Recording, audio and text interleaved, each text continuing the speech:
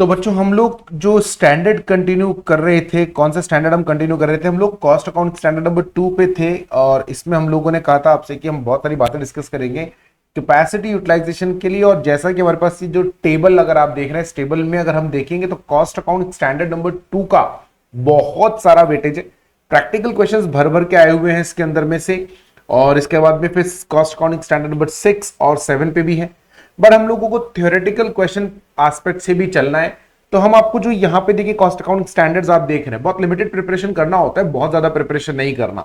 अच्छा, अभी एक चीज और, कल का लेक्चर अपलोड करा तो बहुत सारे बच्चों के कमेंट आए कि सर कॉस्ट अकाउंटिंग स्टैंडर्ड्स अगर आप प्रैक्टिकल पे भी जा रहे हैं 1 और 2 और ये 3 और 4 और 5, एटलीस्ट 5 तो आपको पढ़नी है, क्योंकि मैंने कल कहा भी था कॉस्ट अकाउंटिंग स्टैंडर्ड नंबर 2 अगर हम चले 2 पे, उसके बाद में 4, उसके बाद में 6, उसके बाद में 7 और फिर उसके बाद में 10, इन पर आपको बहुत अच्छे से प्रिपरेशन करना है।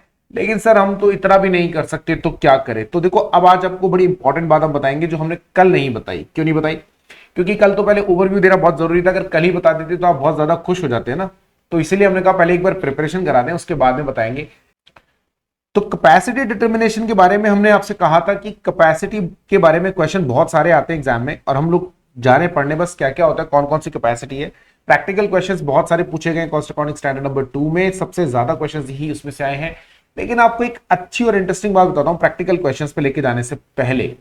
आप अगर पुराने एग्जाम का पैटर्न देखेंगे ना, जो बहुत इंटरेस्टिंग है, आपको पास्ट स्कैनर करने की जरूरत नहीं है कॉस्ट अकाउंटिंग स्टैंडर्ड्स के अंदर। आप कहेंगे सर आपने पहले कहा था करना पड़ेगा, बिल्कुल तब कहा था करना पड़ेगा, अभी भी मैं आपको ये कहता हूं करना पड़ेगा, लेकिन जरूरत क्यों नहीं है उसका मैं आपको रीजन बताता हूं जरूरत क्यों नहीं है।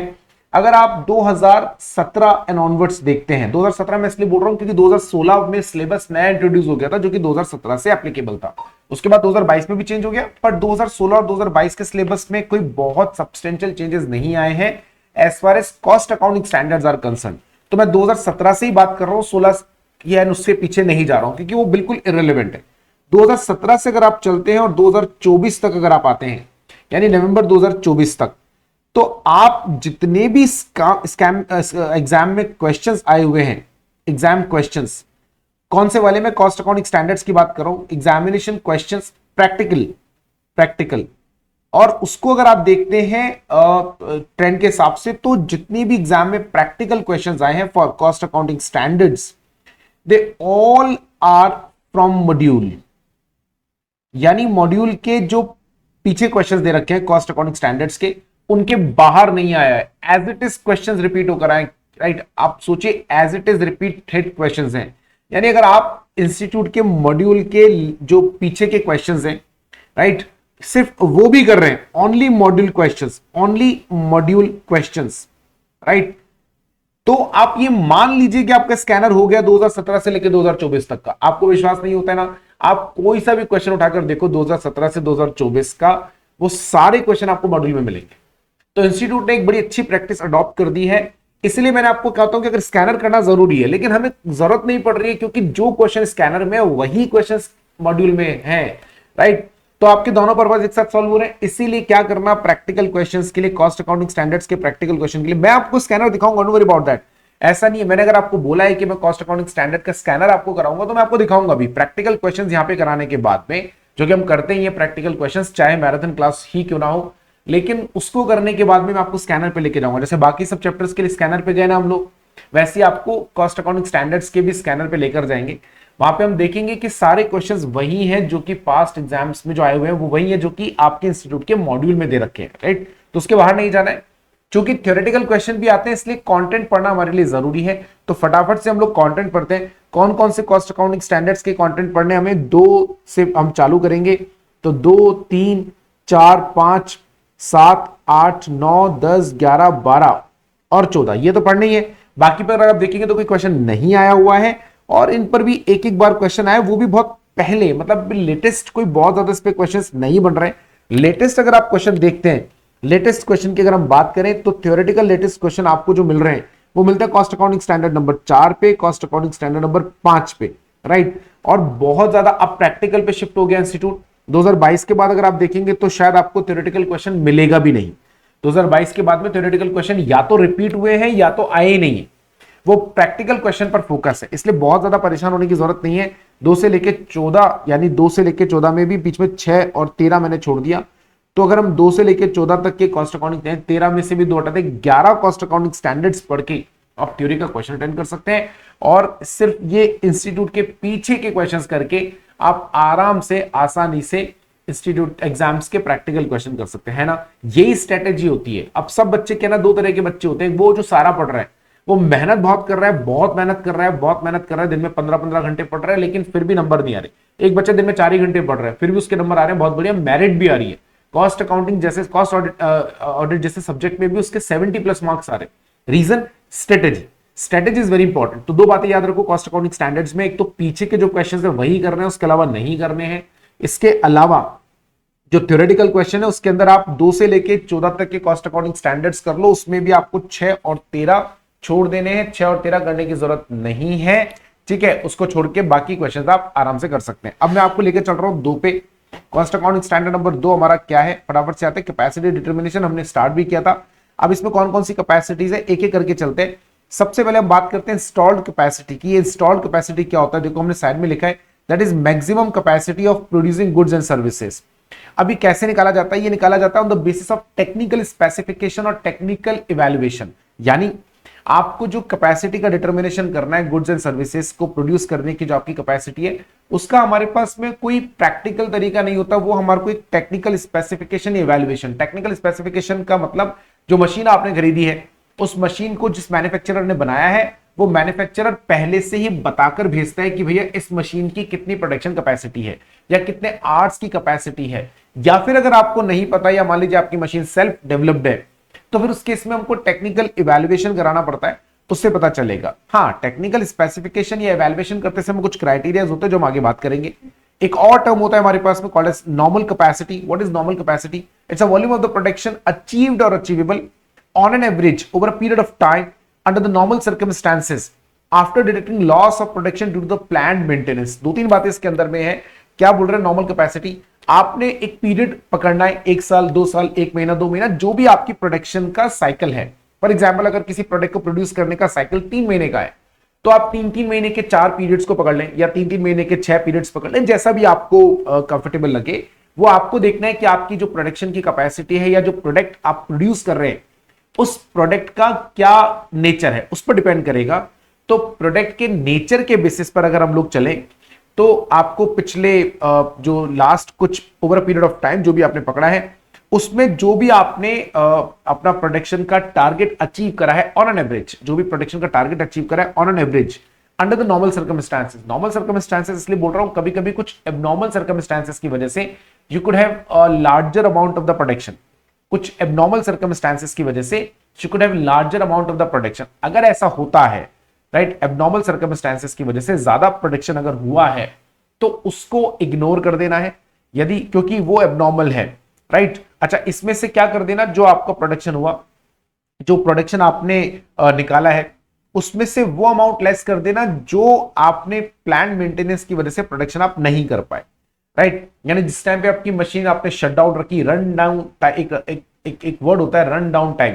रन डाउन टाइम का मतलब होता है कि चलते हुए मशीन को बीच में अगर रोकना पड़ता है for maintenance, right, abnormal reason से नहीं, प्लान्ड है, पहले से प्लान्ड अप होता है, तो उसे बोलते हैं जो है ना मशीन को आपने प्लान मेंटेनेंस के लिए रोका, उस टाइम को अगर हम हटा दें, सिंपल शब्दों में बोलूं, over a period of time, एक पर्टिकुलर आपने पीरियड पकड़ा प्रोडक्शन साइकिल के हिसाब से, उस पीरियड ऑफ टाइम में आपने जो प्रोडक्शन करा, right, on an average basis, right, जैसे आपने 3-4 पीरियड्स पकड़े, तो 3-4 पीरियड का एवरेज निकाल लो, एवरेज क्या रहा है, that too for the normal timings, normal circumstances. Abnormal जो सर्कमस्टांसेस है उनको आपने हटा दिया। फॉर एग्जांपल, कुछ एबनॉर्मल हुआ, मशीन बंद हो गई, वो हटा दो। हाँ, प्लान मेंटेनेंस है, उसको भी हटा देना है। तो जो प्रोडक्शन निकल कर आएगा उसको बोलते हैं normal capacity. And what is actual capacity? Volume of production actually achieved in a particular period. अब देखो, ये एवरेज बेसिस पे नहीं निकलता। एक्चुअल प्रोडक्शन, जैसे फॉर एग्जांपल आपने 3 महीने का आपका प्रोडक्शन साइकिल है और आपने पिछले 4 पीरियड्स को पकड़ा, मतलब 1 साल का पीरियड आपने लिया, तो उसमें 3-3 महीने के 4 ब्लॉक्स हो गए।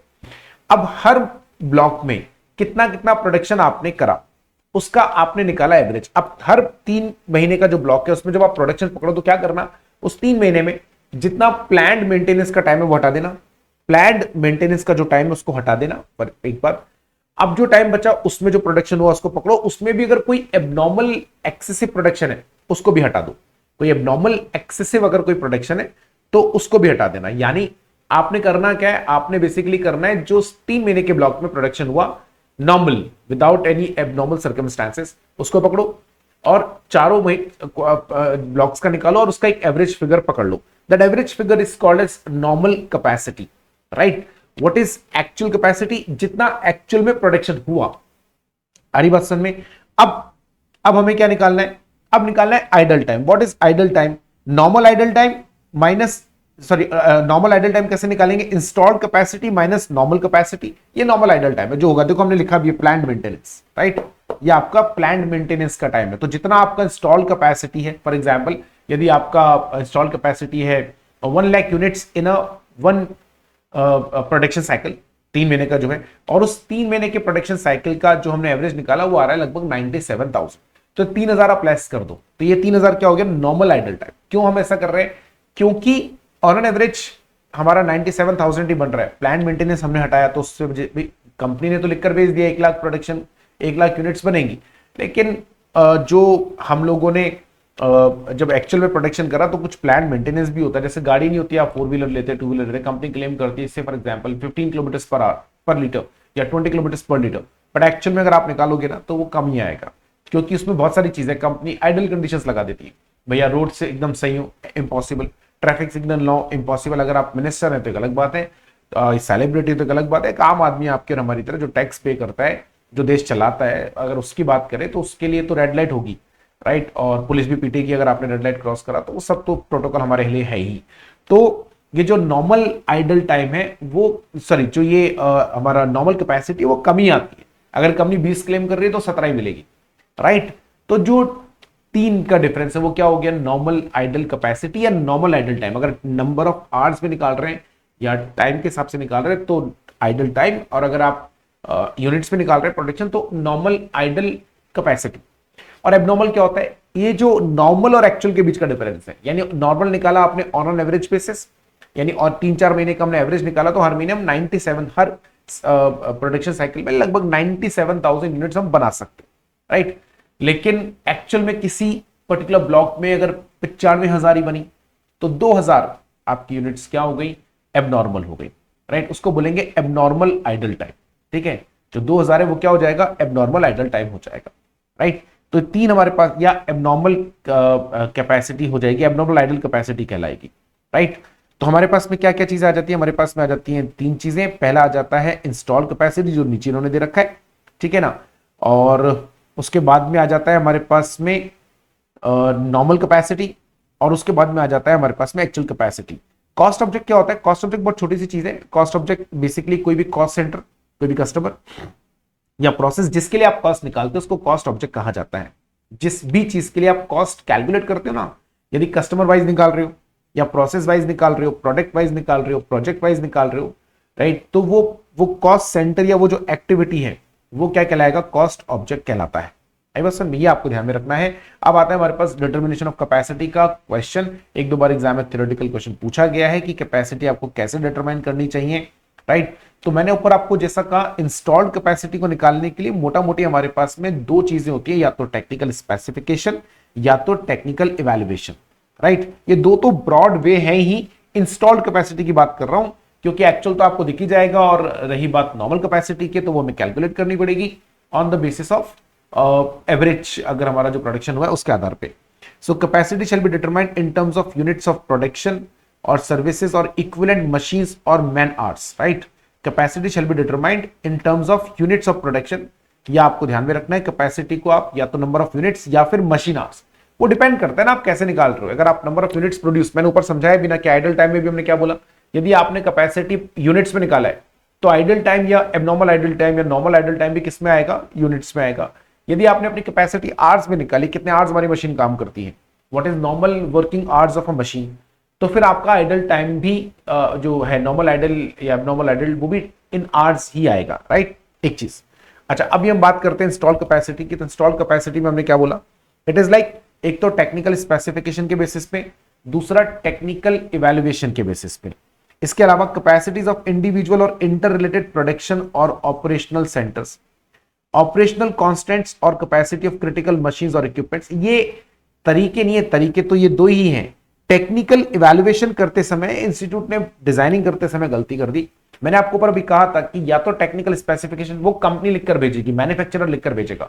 यदि आप खुद मशीन की नॉर्मल कैपेसिटी निकाल रहे हो, इंस्टॉल कैपेसिटी निकाल रहे हो, सॉरी, क्योंकि मशीन आपकी सेल्फ डिजाइन है या सेल्फ मैन्युफैक्चर्ड मशीन है या जो भी रीजन है, क्योंकि अगर हम मशीन खरीदते हैं बाजार से तो जो मैन्युफैक्चरर है वो लिखकर भेजता है टेक्निकल स्पेसिफिकेशन। आपने टेक्निकल इवैल्यूएशन करा अपनी मशीन का, अगर आप खुद ही वैल निकाल रहे हो कितने नंबर ऑफ आवर्स या जो भी आप कैपेसिटी है, तो उस समय कुछ बातों का ध्यान रखना, जैसे कैपेसिटीज ऑफ इंडिविजुअल और इंटर रिलेटेड प्रोडक्शन और ऑपरेशनल सेंटर्स, ऑपरेशनल कांस्टेंट और कैपेसिटी ऑफ क्रिटिकल मशीन्स और इक्विपमेंट्स। कोई भी अगर आपके मशीन के क्रिटिकल तो कोई कैपेसिटी है, कुछ और चीज है, तो वो एंड नंबर ऑफ शिफ्ट्स और मशीन और मैन आवर्स, राइट। इसके अलावा डायरेक्शंस ऑफ गवर्नमेंट, अगर कोई है किसी मशीन को कितने आवर्स चलाना है कितने आवर्स नहीं चलाना है, इसको लेकर भी अगर कुछ है तो वो ठीक है। देखो, capacity is determined in terms of units applicable or suitable to the product or services. For example, number of units produced, number of hours involved, number of machine hours involved. Determination of install capacity कैसे निकालेंगे? On the basis of technical specification or on the basis of technical evaluation when plant and machinery is self developed. But consider last 3 points while making technical evaluation. Last 3 points कौन से बेटा? ये वाले यहाँ जो लिखे गए ना, ये 3 4 5, ये वाले पॉइंट्स का आप जरा ध्यान रखेंगे, राइट। उसके बाद में निकालेंगे आप इंस्टॉल कैपेसिटी। अच्छा, कभी कभी हमें अपनी इंस्टॉल कैपेसिटी का क्या करना पड़ता है? रीअसेसमेंट भी करना पड़ता है, वो तो करना ही पड़ेगा ना। देखो क्या ना, जैसे जैसे मशीन पुरानी होगी या हम लोग कोई भी चेंज करते हैं मशीन में या किसी भी तरह का अगर कोई भी आपने सर्कमस्टेंसेस में चेंज हुआ, so now there is a possibility where you might need to change, need to reassess your install capacity. कैसे करना है? देखो, install capacity shall be reassessed in case of any change due to the addition or deletion or modification for any reason। यदि आपकी machine में कोई add on आपने करा है, कुछ हटाया है, कुछ चेंज करा है, कोई मॉडिफिकेशन करा है, तो उस केस में आपको अपनी इंस्टॉल्ड कैपेसिटी का क्या करना पड़ेगा? इंस्टॉल कैपेसिटी का रीअसेसमेंट करना पड़ेगा। हाँ, कोई सब्सटेंशियल चेंज जब तक आप नहीं कर रहे तब तक आपको कुछ भी करने की जरूरत नहीं है, ठीक है। आगे चलते हैं, नॉर्मल कैपेसिटी की बात करते हैं। नॉर्मल कैपेसिटी कैसे निकालना है? देखो, this is on the basis of average production achieved और achievable considering loss due to the plant maintenance. ऊपर डेफिनेशन में लिख दिया। In case of completely new machine, अब पुरानी मशीन है तो हम पिछले जो भी उसके प्रोडक्शन साइकिल है उनमें जाकर एक एवरेज कैपेसिटी डिटरमाइन कर सकते हैं। लेकिन अगर नई मशीन है तो क्या करेंगे? इंस्टॉल्ड कैपेसिटी कैसे निकालना है? जो भी आपका, जब आपने टेक्निकल स्पेसिफिकेशन से या टेक्निकल इवैल्यूएशन से जो भी इंस्टॉल कैपेसिटी निकाली, उसमें थोड़ा एडजस्टमेंट कर लो। इंस्टॉल तो आपको पहले से पता होगा ना, वो तो टेक्निकल इवैल्यूएशन या टेक्निकल स्पेसिफिकेशन से आपने निकाल ही लिया होगा, तो वो तो अलग ही कर दो। अब उसमें कुछ एडजस्टमेंट कर देंगे तो किस पे? नॉर्मल पे चले जाएंगे। लेकिन ये तब है जब आपकी मशीन बिल्कुल ही नई है। यदि पुरानी मशीन ही है तो आपको कुछ भी करने की जरूरत नहीं है, वो तो आप एवरेज बेसिस पे निकाल लोगे। तो नई मशीन में क्या करना? इंस्टॉल कैपेसिटी, उसमें ऐड और less, adjustment for plant maintenance, number of hours और शिफ्ट्स, एबनॉर्मल हॉलीडेज और shutdown, and normal idle time, charge change over the time. कुछ आपको एडजस्टमेंट करने, तो प्लांट मेंटेनेंस की वजह से जो टाइम जाएगा उसको हटा दो क्योंकि उसमें प्रोडक्शन नहीं होगा। नंबर ऑफ आवर्स और शिफ्ट कितने काम करोगे उस पर डिपेंड करेगा। एबनॉर्मल लाइक कोई हॉलीडेज है, शटडाउन है। And normal like idle time या चेंज ओवर जो है ना टाइम है किसी। चेंज ओवर टाइम का मतलब होता है प्रोसेस में चेंज होता है ना, लेबर आती है जाती है, शिफ्ट में काम करते हैं, मान लीजिए 8-8 घंटे की शिफ्ट है तो 8 घंटे बाद लेबर पुरानी जाएगी, फिर दूसरी शिफ्ट की लेबर आएगी, चेंज ओवर टाइम। उन सबको एडजस्ट करने के बाद जो कैपेसिटी निकलेगी that is to be called as normal capacity. उसके बाद में बस ये दो चीजें, और एक्चुअल कैपेसिटी कैलकुलेट नहीं करनी होती क्योंकि एक्चुअल कैपेसिटी ऑलरेडी आपके जो है एक्चुअल में जो आएगी उसके बेस पर डिपेंड करेगा। प्रेजेंटेशन एंड डिस्क्लोजर पे कोई सवाल नहीं पूछा जाता जनरली, तो बहुत ज्यादा दिमाग नहीं लगाना। फिर भी आपको अपने कॉस्ट स्टेटमेंट में अपनी installed normal capacity and actual capacity को शो करना है और एक्चुअल कैपेसिटी का एक परसेंटेज निकालने, that what is the percentage of actual capacity over the installed capacity. नीचे कोई डिस्क्लोजर्स हैं, बहुत ज्यादा दिमाग लगाने की जरूरत नहीं है। थ्योरेटिकल क्वेश्चन इस पर कम आते हैं, प्रैक्टिकल क्वेश्चन बहुत ज्यादा आते हैं, तो हम आपको इसके प्रैक्टिकल क्वेश्चंस की तरफ भी लेकर जाएंगे कि प्रैक्टिकल क्वेश्चंस कौन कौन से हैं। तो फटाफट से नीचे चलते हैं, इसके ऊपर कौन कौन से प्रैक्टिकल क्वेश्चंस आए। मैं 2-3 प्रैक्टिकल क्वेश्चंस आपको करा देता हूं तो जिससे आपको थोड़ा सा आइडिया हो जाए कि भैया किस तरह के प्रैक्टिकल क्वेश्चन अपने को मिलने वाले हैं इंस्टॉल्ड कैपेसिटी की कैलकुलेशन में या कैपेसिटी डिटर्मिनेशन में।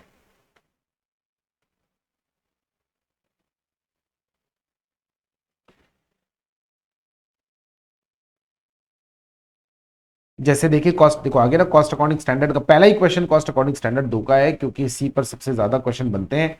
तो उन्होंने क्वेश्चन दिया हुआ है, बर्नेट limited a manufacturing unit provides the following extracts from its records for the year ended 31st of March 2022। The companies specification capacity for a machine per hour 1500 unit. यानी आपकी specification, ये technical specification है, जिस company ने machine बनाकर भेजी उसने हमको पहले से लिखकर दे दिया कि भैया इस मशीन की जो कैपेसिटी है वो है 1500 यूनिट पर आवर, एक घंटे में 15 यूनिट बनाती है। और कंपनी की जो शिफ्ट है वो दिन में 3 शिफ्ट चलती है, 8-8 घंटे की, यानी 24 घंटे मशीन चल रही है, हर एक शिफ्ट में 8 घंटे होते हैं और मशीन जो है एक घंटे में 1500 यूनिट बनाती है। पेड हॉलीडेज इन 365 डेज, जिसमें से 52 संडे आ जाते हैं और 12 अदर हॉलीडेज आ जाते हैं। एनुअल मेंटेनेंस है ही नहीं, प्रिवेंटिव मेंटेनेंस भी नहीं है। Normal idle capacity due to the lunch time, shift change etcetera पर शिफ्ट 1 आवर, यानी हर एक शिफ्ट में 1 घंटा खराब हो जाता है जिसमें वर्कर्स लंच करते हैं और शिफ्ट ओवर टाइम है, पुराने वर्कर जाएंगे नए आएंगे। इसके अलावा कुछ और प्रोडक्शन के आपको पिछले 5 सालों के फिगर्स दिए हुए हैं, ये हमारे को क्या काम में आएंगे बेटा, ये हमारे को काम में आएंगे निकालने में, नॉर्मल कैपेसिटी निकालने में काम में आएंगे। और जैसा आपको समझाया था एक्चुअल कैपेसिटी क्वेश्चन में दे रखी होती है, तो इन्होंने दे रखी है। आपसे पूछा गया installed capacity and practical capacity, actual capacity, normal capacity, right, and idle capacity and abnormal capacity, इतनी सारी बातें आपसे पूछ ली है। तो सबसे पहले तो इंस्टॉल्ड कैपेसिटी निकाल लेते, बड़ा सिंपल है, 365 दिन कंपनी काम कर रही है और उसमें से इतने दिन काम नहीं कर पाओगे, ठीक है। लेकिन ये तो हम किस में देखते हैं, ये तो हम जब अपना वो निकालेंगे नॉर्मल कैपेसिटी, तब जिस कंपनी ने बनाकर भेजा,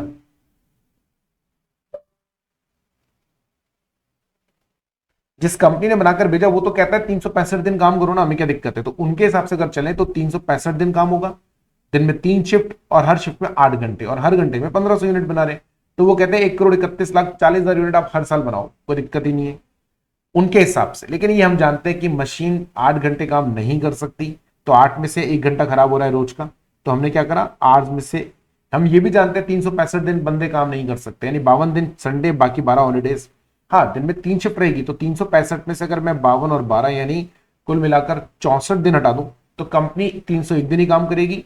दिन में 3 शिफ्ट है और एक शिफ्ट में 7 घंटे ही काम होगा, तो 301 इंटू 3 इंटू 7, 6321 आवर्स आ रहे हैं। और अगर हम प्रैक्टिकल कैपेसिटी निकालें तो 6321 आवर्स अगर कंपनी काम करेगी और एक आवर में 1500 यूनिट बनती है, तो हमारी नॉर्मल कैपेसिटी, राइट, कितनी आ जाएगी। प्रैक्टिकल कैपेसिटी कितनी है, यह है 94,81,500, ठीक है। ये हमारी प्रैक्टिकल कैपेसिटी है जो हम लोग करेंगे, यानी अभी हमने कितना करा वो तो अभी हम देखेंगे। ये हमारी प्रैक्टिकल पॉसिबल कैपेसिटी, इंस्टॉल तो वो है जो कि कंपनी बोल रही है, लेकिन ये प्रैक्टिकल है। आप कहेंगे सर ये प्रैक्टिकल और नॉर्मल अलग अलग होता है क्या? हाँ, नॉर्मल निकालते हैं पिछले सालों के एवरेज के बेसिस पे, यानी जो पिछले साल तो नहीं बोलूंगा, प्रोडक्शन पीरियड बोलता हूं, पिछले सालों का जो प्रोडक्शन पीरियड है उसके बेसिस पे नॉर्मल निकाला जाता है। थोड़ा सा डिफरेंस यहां पर समझना, बहुत सिंपल सा लॉजिक है, कोई बहुत ज्यादा रॉकेट साइंस नहीं है इसके अंदर, बेवजह इसको होच पोच बना रखा है।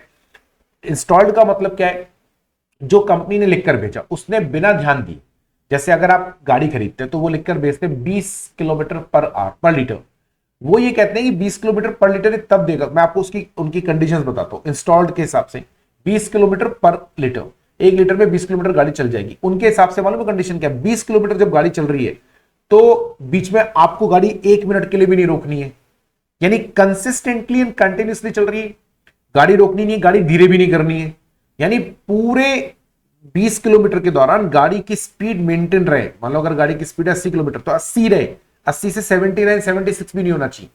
अगर वो हो गया तो बोले 20 किलोमीटर नहीं मिले, गाड़ी धीरे होगी, वापस से ऊपर लेके जाएंगे, उसमें टाइम खराब हो जाता है, इंजन को ज्यादा एफर्ट्स करने पड़ते हैं ऑटोमेटिकली। अब बताओ ये पॉसिबल है क्या?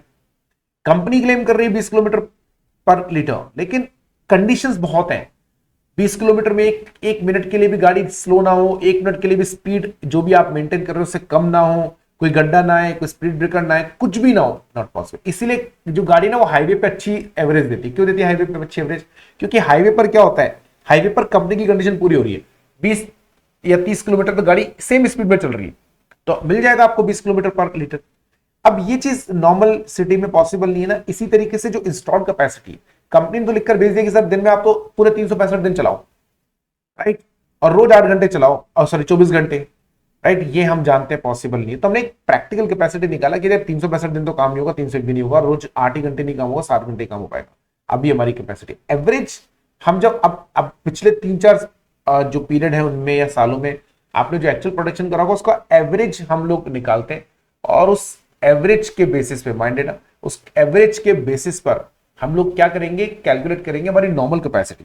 देखो यहाँ पे पिछले 5 सालों का एवरेज पकड़ा नॉर्मल, और एक्चुअल कैपेसिटी इन्होंने क्वेश्चन में दे रखा है। अब इन्होंने पूछा, देखो इंस्टॉल हमने निकाल दिया, प्रैक्टिकल निकाल दिया, नॉर्मल कैपेसिटी हमने निकाल दिया, ये बोल रहे हैं एक्चुअल कैपेसिटी परसेंटेज। तो एक्चुअल कैपेसिटी परसेंटेज कैसे निकलता है, actual capacity divided by installed. ये ध्यान रखना, ये प्रैक्टिकल पे नहीं निकाल देना, ये इंस्टॉल्ड पे निकलेगा। ये हमारा रेशियो आ गया। फिर उसने पूछा आइडल कैपेसिटी कितनी है, आइडल कैसे निकालते हैं, इंस्टॉल्ड माइनस एक्चुअल। आइडल पूछा, नॉर्मल एबनॉर्मल नहीं पूछा। मैं यहां ध्यान बता दूं आपको, पहले यहां पर बच्चे गलती कर सकते हैं। क्या गलती कर सकते हो, उससे आइडल कैपेसिटी पूछा। आइडल में 2 होते हैं, नॉर्मल और एबनॉर्मल। अगर वो आपसे, मैं यहीं पर आपको समझाता हूं, अगर वो आपसे पूछता नॉर्मल आइडल कैपेसिटी, तो हम क्या करते, इंस्टॉल्ड माइनस नॉर्मल। और एबनॉर्मल कैसे निकालते, नॉर्मल माइनस एक्चुअल। ठीक है, अभी इंस्टॉल्ड हमारी कितनी है, इंस्टॉल्ड है हमारी कितनी है, इंस्टॉल्ड 131.40 माइनस नॉर्मल कितनी आई थी हमारी, नॉर्मल वाली 94.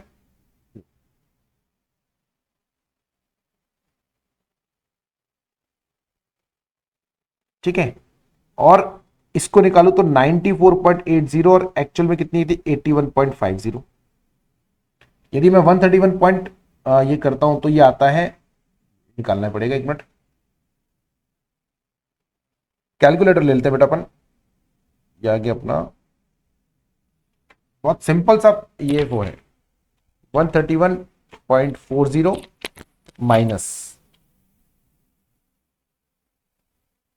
94.80,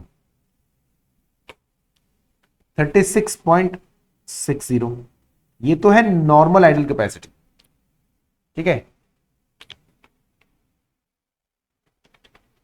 अब आते हैं 94.80 माइनस 81.50, 13.30।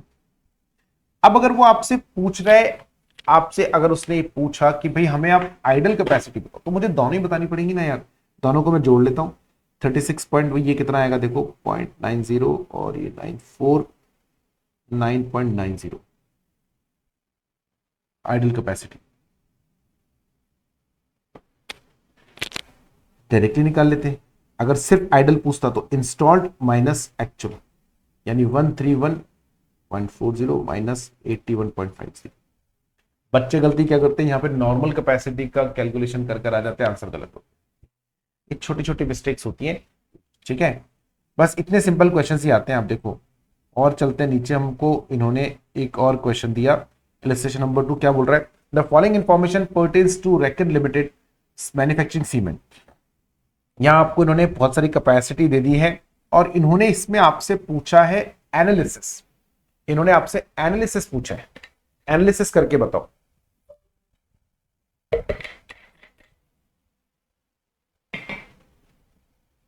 इन्होंने आपसे एनालिसिस पूछा है कि भैया ये हमारी कैपेसिटी देखो, रेटेड कैपेसिटी पर आवर दोनों ईयर में 80-80 है। ब्रेकडाउन टाइम इन्होंने बताया आपको 21771015, ये आवर्स में, इतने आवर्स हमारी मशीन पूरे साल भर में ब्रेकडाउन पे रही। और उसके बाद में है प्लान्ड मेंटेनेंस 247,422, ये बढ़ गया। पावर रेस्ट्रिक्शंस, पावर रेस्ट्रिक्शंस का मतलब है पावर अवेलेबल नहीं हो पाई हमें, 1237 से 1481। Shortfall 792,677। Wants of wagon, wants of wagons का मतलब है कि वो जो लोडिंग के लिए हम लोग वैगन्स मंगाते हैं वो नहीं आ पाए, उसकी वजह से हमारा टाइम बहुत खराब हो गया। Total stoppage and total running, total stoppage properly wasted 4948 ये क्या है, इस पूरे का टोटल, ये जो रेड वाला आप देख रहे हैं ना 2177 247, ये पूरा टाइम हमारा ब्रेकडाउन में टाइम खराब हुआ, प्लांट मेंटेनेंस में, power restrictions, shortfall, want of wagons, इसमें कुल मिलाकर 4948 हमारा खराब हो गया। और एक्चुअल में हमारा जो काम हो वो हुआ 3888, तो कुल मिलाकर 8836 इतने आर्ट्स हम लोगों ने एक्चुअल में यूज करे, जिसमें से काम हमारे बस इतने से ही आए। ठीक है, काम हमारे बस इतने से ही आए, करेक्ट, ये आपको ध्यान में रखना है। प्रोडक्शन ड्यूरिंग द ईयर कितना हुआ, 2,48,844 and 3,29,928। Early rate of production 6472। Capacity utilisation इन्होंने खुद ही निकाल कर दे दिया हमें, ठीक है ना। अच्छा, कैपेसिटी यूटिलाइजेशन जो इन्होंने बताया है और हम जो निकालेंगे इंस्टॉल पर वो भी हम आपको बताते हैं अलग अलग। इन्होंने हमसे बस एक ही चीज पूछी, कंपनी की परफॉर्मेंस बताओ। अब कंपनी की परफॉर्मेंस बताएं तो हमें कुछ अपने हिसाब से रेशियोज वगैरह निकालने पड़ेंगे। जैसे हम लोगों ने पहला रेशियो निकाला कैपेसिटी यूटिलाइजेशन। कैपेसिटी यूटिलाइजेशन कैसे निकालना है, देखो आपका आर्ली रेट ऑफ प्रोडक्शन कितना है 64, यानी आपका ये एक्चुअल प्रोडक्शन है, ठीक है ना। एक्चुअल प्रोडक्शन कितना है 64, इसको इंस्टॉल्ड से कंपेयर करेंगे तो 80% और 2021 में आ रहा है 90%, यानी आपकी जो प्रोडक्शन कैपेसिटी है उसका यूटिलाइजेशन का परसेंटेज बढ़ा। Reduction in the capacity utilisation due to the increase in waste और स्टॉपेज आवर्स, राइट। आपका कैपेसिटी यूटिलाइजेशन 2020-21 में 90% था और 21-22 में आते आते 80% ही रह गया। अब ऐसा इसलिए वो यहां पर आपको आसानी से दिखेगा, देखिए कैसे आपके जो वेस्ट आवर्स हैं पहले पिछले साल, ये उल्टा चलना है, ये बेटा 20-21 प्रीवियस ईयर है, ये करंट ईयर है। पिछले साल तक आपके 4230 घंटे खराब हो रहे थे, इस साल 4948 लगभग 5000 आवर्स आपके खराब हो गए, यानी 4200 आवर्स के अगेंस्ट में आपके 5000 घंटे वेस्ट हो गए, खराब हो गए। सोचिए आप 5000 घंटे, तो ये तो अपने आप में नुकसान ही है ना। तो ये आपको एक रीजन ये है। अच्छा, increase in waste and stoppage hours, ये तो दिख ही रहा है सीधा सीधा। 4948 अभी है, पहले 423 यानी 7718 आवर्स आपके खराब हो गए। इसको अगर मैं पिछले साल से कंपेयर करूं, लास्ट ईयर 423 हो रहे थे, तो 16.97% आपका वेस्ट या स्टॉपेज टाइम बढ़ गया। ब्रेकडाउन टाइम पे भी हमारे को इंक्रीज मिला है, क्योंकि ये रीजन निकालने पड़ेंगे ना, आखिर 90% से कैपेसिटी यूटिलाइजेशन 80% क्यों रह गया। तो उसका पहला रीजन है कि आपका जो वेस्टेज स्टॉपेज टाइम है वो बढ़ गया। इसके अलावा जो ब्रेकडाउन टाइम है वो भी आपका डबल से भी ज्यादा हो चुका है, लगभग 1015 था, डबल मतलब 2177 हो गया है। तो ब्रेकडाउन टाइम भी अगर हम निकाले तो 2177 माइनस 1015 डिवाइडेड बाय 105, लगभग 114% ब्रेकडाउन टाइम बढ़ गया। कैपेसिटी तो जानी थी नीचे। प्लांट मेंटेनेंस पर अगर हम जाते हैं तो पहले 422 था, ये तो पॉजिटिव साइड में चल रहा है, 422 घंटे था जो अब सिर्फ 247 घंटे रह गया है। देखिए plant maintenance 247 hours minus 422 divide by 422, ये तो हमें बेनिफिट मिला, 41.47% बढ़ा है, तो इंप्रूव हो गया, परफॉर्मेंस हमारी बेटर हो गई। इस तरीके से बस ऐसे जो क्वेश्चंस आते हैं ना उनमें ये एनालिसिस ही करना होता है। इन्होंने भी नीचे यही करके बताया, देखो पहले तो इन्होंने ये कैपेसिटी यूटिलाइजेशन के बारे में आपको बताया कि 80% 90% से 80% पे चला गया, ठीक है। उसके बाद में ये तो हमारा जो capacity utilisation based on installed वाले के हिसाब से निकाला। वैसे इन्होंने जो एक्चुअल कैपेसिटी यूटिलाइजेशन वो निकाल के दिया हुआ है इन्होंने क्वेश्चन के अंदर 62.21 एंड 82.4, वो भी कमी हो गया, 82.48% से 62% ही रह गया। फिर नीचे एक एक रीजन इन्होंने आपको बताया, जैसे ब्रेकडाउन टाइम कितना बढ़ गया, प्लांट मेंटेनेंस कितना बढ़ा, स्टॉपेज आवर्स में कितना बढ़ा, यानी कहने का मतलब ये रीजन है। देखो 1 2 3 4 5, इन 5 पर 5 कमेंट बताने, तो ये बढ़ा है, ये कम हुआ है, ये भी कम हुआ है, ये बढ़ गया, ये बढ़ गया। 5 में से 3 जगह आपके वेस्टेजेस बढ़ी है, 2 जगह वेस्टेजेस कम हुई है, लेकिन जो वेस्टेजेस बढ़ी है वो ज्यादा है, वेस्टेजेस जो कम हुई है वो कम है। तो उसके हिसाब से अगर हम चलते हैं तो हमारी कैपेसिटी यूटिलाइजेशन के कम होने के बहुत सारे वैलिड रीजंस हैं। कंपनी को थोड़ा सा कोशिश करना चाहिए कि अपने प्लांट मेंटेनेंस को कम करे, जो टाइम खराब हो रहा है वैगन्स को मंगाने में, वो पावर रिस्ट्रिक्शंस हैं उनको अप्रूव करे। हो सके तो कंपनी अपना खुद का पावर प्लांट लगा ले, जिसको हम क्या बोलते हैं कैप्टिव कंजम्पशन के लिए, वो भी लगा ले, तो आपकी जो डिपेंडेंसी है बाहर वाली कंपनीज पर वो कम हो जाएगी, इससे आपका परफॉर्मेंस इंप्रूव हो जाएगा, ठीक है। इसी तरीके से बहुत सारे और भी क्वेश्चंस है, बट ऑलमोस्ट सिमिलर टाइप के हैं, तो आप इजीली कर सकते हैं, ठीक है। नीचे एक और क्वेश्चन दे रखा है, following data have been available of Sunflag Dolan limited.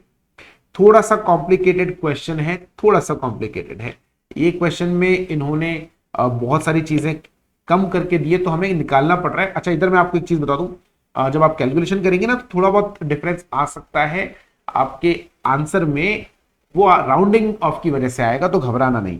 Rounding off की वजह से आंसर में डिफरेंस आ सकता है, पॉसिबल है, ठीक है। तो क्या क्वेश्चन है, फटाफट से इस क्वेश्चन को हम लोग देखते हैं। तो मैंने इसको एक बार हटा दिया, पूरे क्वेश्चन का जो आंसर था दोबारा से करेंगे। क्वेश्चन बहुत अच्छा है। The following data have been available of Sun Flag Limited, Sun Flag Dolon Limited. Install capacity दे रखी है आपको 250 250 एंड प्रोडक्शन कैपेसिटी दे रखी है 240 230। अब यहां पर आकर गड़बड़ हो गई, क्योंकि ये तो हम लोगों को दिख रहा है कि इनकी जो प्रोडक्शन कैपेसिटी है वो 2021-22 में बहुत कम हो गई, 125 ही रह गई, मतलब ऑलमोस्ट हाफ। तो कुछ ना कुछ तो एबनॉर्मल हुआ होगा। कॉस्ट पर टन आ रही है 1000, 1077, 1660। यदि नीचे हमें कहीं पर नहीं दे रखा होगा कि ये कॉस्ट फिक्स कॉस्ट है, वेरिएबल कॉस्ट है, तो हमको देखो ये टोटल ही मानना पड़ेगा, और अगर जरूरत पड़ी तो स्प्लिट अप करना पड़ेगा। और this said the poor capacity utilisation in 2021 was due to the abnormal power cut. देखो आ गया ना, एबनॉर्मल पावर कट था, इसकी वजह से आपका 2020-21 में 21-22 में बहुत कम प्रोडक्शन हुआ। Escalation in the cost for 5% of 2020 21 and 7%, यानी यहां पर जो कॉस्ट थी वो 5% ज्यादा हो गई, और यहां पर 7%। ये सब बेस ईयर से है, यानी हमें जो कॉस्ट ये दे रखी है ना बेटा, ये वाली, इसको बेस ईयर पे लाना पड़ेगा, क्योंकि एस्केलेशन हो गया। अभी जब हम कंपेयर करते हैं तो कंपेयर में एस्केलेशन हटाना पड़ता है। एस्केलेशन मतलब महंगाई इतनी बढ़ गई, तो बेस ईयर से कंपेयर करेंगे तो महंगाई को हटाते हुए करना पड़ेगा ना। तो हमें क्या निकालना है, calculate the normal abnormal cost due to the power cut. How would you treat this abnormal cost, right? कैसे आप ये एबनॉर्मल कॉस्ट को निकालोगे? तो देखो सबसे पहले तो हम अपना क्या करते हैं, बेसिक कैलकुलेशन कर लेते हैं यहां पर 2019-20, 2020-21 और 2021-22, ठीक है। ये हमारे पास 3 ईयर है। अब मैं अगर बेसिक पे चलता हूं तो इनकी जो कॉस्ट है, अच्छा कुछ दे नहीं रखा है तो मुझे इसको वेरिएबल प्लस फिक्स दोनों मानना पड़ेगा, तो हमें अलग अलग करना पड़ेगा। उसके बिना हम लोग आगे नहीं बढ़ पाएंगे, क्योंकि एबनॉर्मल रीजन के अंदर हम लोगों को निकालना पड़ेगा कि हमारा एबनॉर्मल कॉस्ट कितना आ रहा है, तो वो निकलेगा वेरिएबल एंड फिक्स को अलग करने के बाद में। अभी हमारा कॉस्ट क्या है, ये है 1000 पर टन, ये है 1077 एंड 1660। सबसे पहले तो हमारा को काम ये करना है कि हम इसको बेस लेवल पे लेकर आना है, कि अगर कॉस्ट इन्फ्लेशन नहीं होता तो आज ये कॉस्ट कितनी होती, तो 1077 divided by 105 multiply by 100, right. इससे हम लोग किस पर पहुंच जाएंगे, इससे हम लोग पहुंच जाएंगे अपने बेस पे। तो मैं कैलकुलेट कर लेता हूं इसको, कितना आएगा 1077 डिवाइडेड बाय 105 मल्टीप्लाई बाय 100, तो ये आएगा 1026। यानी अगर हम बेस ईयर पे चलते तो हमारी कॉस्ट 1026 होती। और इसको भी निकाल लेते हैं, ये 7% इंक्रीज हो गया, तो डिवाइडेड बाय 107 मल्टीप्लाई बाय 100, तो इसको भी निकाल लेते हैं 1660 डिवाइडेड बाय 107 मल्टीप्लाई बाय 100, ये आ रहा है 1551 रुपए। और ये वाली तो हमारी प्राइस है ही 1000 रुपए, इसको मैंने एज इट इज ले लिया, right. Cost at base year, cost at base year.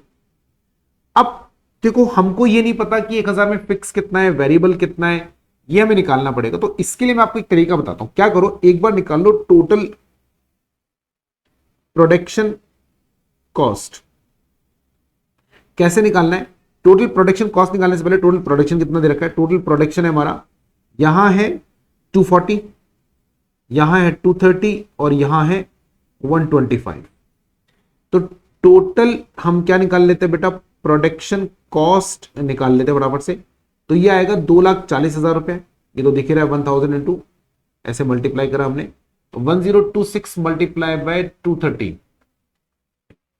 ये आएगा 235,980, और 1551 मल्टीप्लाई बाय 125, 193,875। अब मेरी बात ध्यान से सुनना, ऊपर जो हमने कॉस्ट है बेस पे बदल दी, यानी अगर बेस ईयर पे चलती तो हमारी कॉस्ट ये होती। अब ये जो कॉस्ट में चेंज हुआ ये सिर्फ प्रोडक्शन लेवल के कारण ही हुआ होगा, ध्यान से समझना।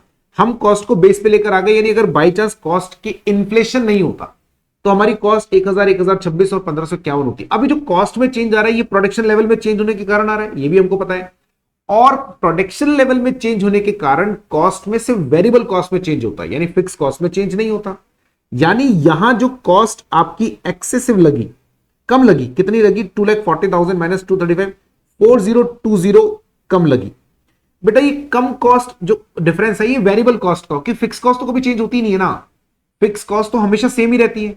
मैं कितना भी प्रोडक्शन करूं, 240 प्रोडक्शन करूं या 230 करूं, फिक्स कॉस्ट तो सेम रहेगी। अगर मेरी कॉस्ट 240 से 235 हो गई, यानी 4020 कम हो गई, तो इसका मतलब मेरा प्रोडक्शन जो 10 मैट्रिक टन कम हुआ उसकी वजह से हुआ। यानी अगर हम per metric ton fix cost निकाले, fix cost per metric ton, तो मालूम है कितनी आएगी, 40 डिवाइड बाय 10। 10 कैसे निकाला, 10 निकाला 240 माइनस 230, ठीक है ना। अब मैं लिख देता हूं यहां पे फॉर्मूला क्या है, हमारा फॉर्मूला है fix cost divided by difference in fix cost, difference in cost divided by difference in units. दोबारा समझाऊं, 240 से 230 प्रोडक्शन हो गया, यानी कम हो गया, कॉस्ट भी कम हो गई। कॉस्ट में चेंज वेरिएबल कॉस्ट में हुआ होगा, फिक्स कॉस्ट में तो चेंज हुआ नहीं होगा। तो हमारा अगर हम फिक्स कॉस्ट निकाले तो कितना आएगा, 1920 से 2021 पे जाते हैं हम लोग, तो कितना आएगा, 2,40,000 माइनस 2,35,980 डिवाइडेड बाय 240 माइनस 230, और ये आ जाएगा कितना हमारा, ये आ जाएगा हमारा 4020 डिवाइड बाय 10, यानी 402 रुपए पर मैट्रिक टन फिक्स कॉस्ट। इसके हिसाब से अगर मैं चलता हूं तो हमारा फिक्स कॉस्ट 402 पर मैट्रिक टन। अच्छा, इसी तरीके से आप यहां पे भी निकाल लें। अगर मैं यहां निकालता हूं कि 2000 कौन सा ईयर है, 2021 और 21-22 में जो चेंज हुआ है, इतना कॉस्ट कम हो गया, प्रोडक्शन भी कम हुआ। अब ये तो तय है कि कॉस्ट में जो चेंज होता है वो कॉस्ट में चेंज सिर्फ वेरिएबल कॉस्ट में होता है, फिक्स कॉस्ट में नहीं। 2,35,000 माइनस 1,93,875, 230 माइनस 125, राइट। क्योंकि अगर कॉस्ट 2,35,000 से सीधा 1,93,000 रह गई, तो ये तो तय है कि प्रोडक्शन कम हुआ है तो कॉस्ट भी कम होगी, लेकिन कौन सी, वेरिएबल कॉस्ट ही तो कम होगी, यानी फिक्स कॉस्ट तो बराबर ही रहेगी। तो ये जो डिफरेंस है डिफरेंस कॉस्ट का, वो किस चीज का रहेगा, वो रहेगा हमारा, समझो ध्यान से, बहुत सिंपल सा पॉइंट है, सॉरी, ये वेरिएबल कॉस्ट, ये हमारा वेरिएबल कॉस्ट रहेगा, क्योंकि जो डिफरेंस है वही चेंज हुआ है, फिक्स कॉस्ट तो कभी चेंज नहीं होती। तो अभी अगर मैं डिफरेंस निकालता हूं तो डिफरेंस कितना आएगा, 2,35,980 माइनस 193,875 डिवाइडेड बाय कितना है, 230 माइनस 125 है ना, तो ये हो गया 105, 401 रुपए। यानी 2019-20 में 402 रुपए वेरिएबल कॉस्ट, 402 रुपए वेरिएबल कॉस्ट से 2020-21 में, 21-22 में 401।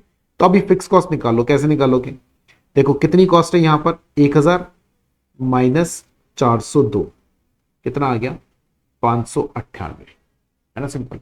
इधर निकाल लेते हैं, यहां पर हमारा वेरिएबल कॉस्ट कितना है, 402 रुपए, और हमारा अगर टोटल कॉस्ट निकाले तो हमारा टोटल कॉस्ट कितना था, वो था हमारा 1026 माइनस 402, तो कितना आएगा, निकाल कर देखो, 1026 माइनस 402, ये आ जाएगा, एक मिनट, अरे यहां पे सब 1026 माइनस 402, 624 रुपए, ये क्या आ रहा है हमारा फिक्स कॉस्ट।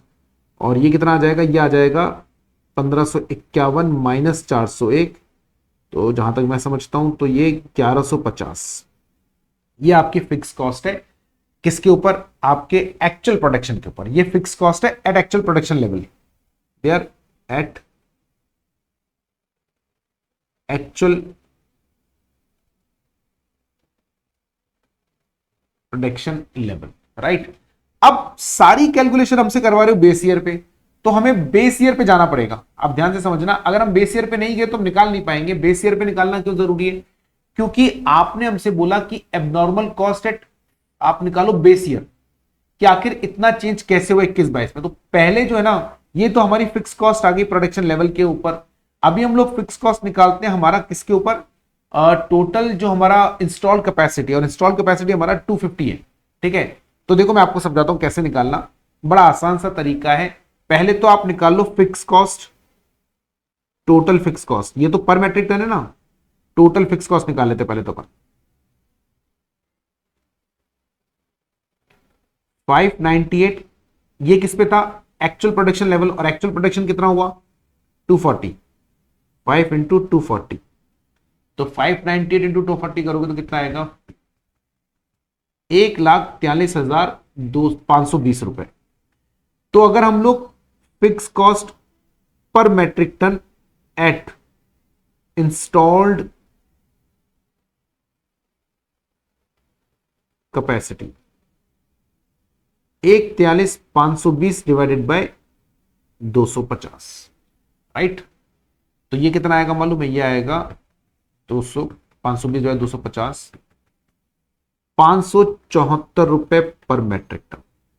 ऐसे निकालना पड़ता है, क्योंकि ये जो आपने फिक्स कॉस्ट, देखो ऊपर से हमने सारी कैलकुलेशन एक्चुअल पे तो करी, 240 230 ये एक्चुअल पे थी, तो ये जो हमने फिक्स कॉस्ट कैलकुलेट करी वो एक्चुअल पे थी। अब अगर हम इसको स्टॉल्ड पे लेकर आते हैं तो आती है 574 रुपए। और अगर 2021-22 में हम चले, 21-22 में हमारी जो कॉस्ट थी वो थी 1150 रुपए फिक्स कॉस्ट, ये देखो।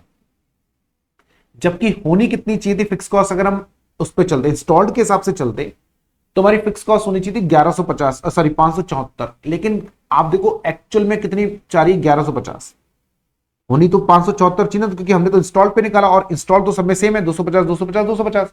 तो टेक्निकली अगर हम बात करें कि अगर हम इंस्टॉल कैपेसिटी पे चलते रहते तो हमारी फिक्स कॉस्ट जो पर यूनिट होती ना वो होती 574, लेकिन 2021-22 में प्रोडक्शन बहुत ही कम हुआ, फिक्स कॉस्ट तो सेम ही रहती है, फिक्स कॉस्ट डिफरेंस, लेकिन पर यूनिट तो बदलेगी ना।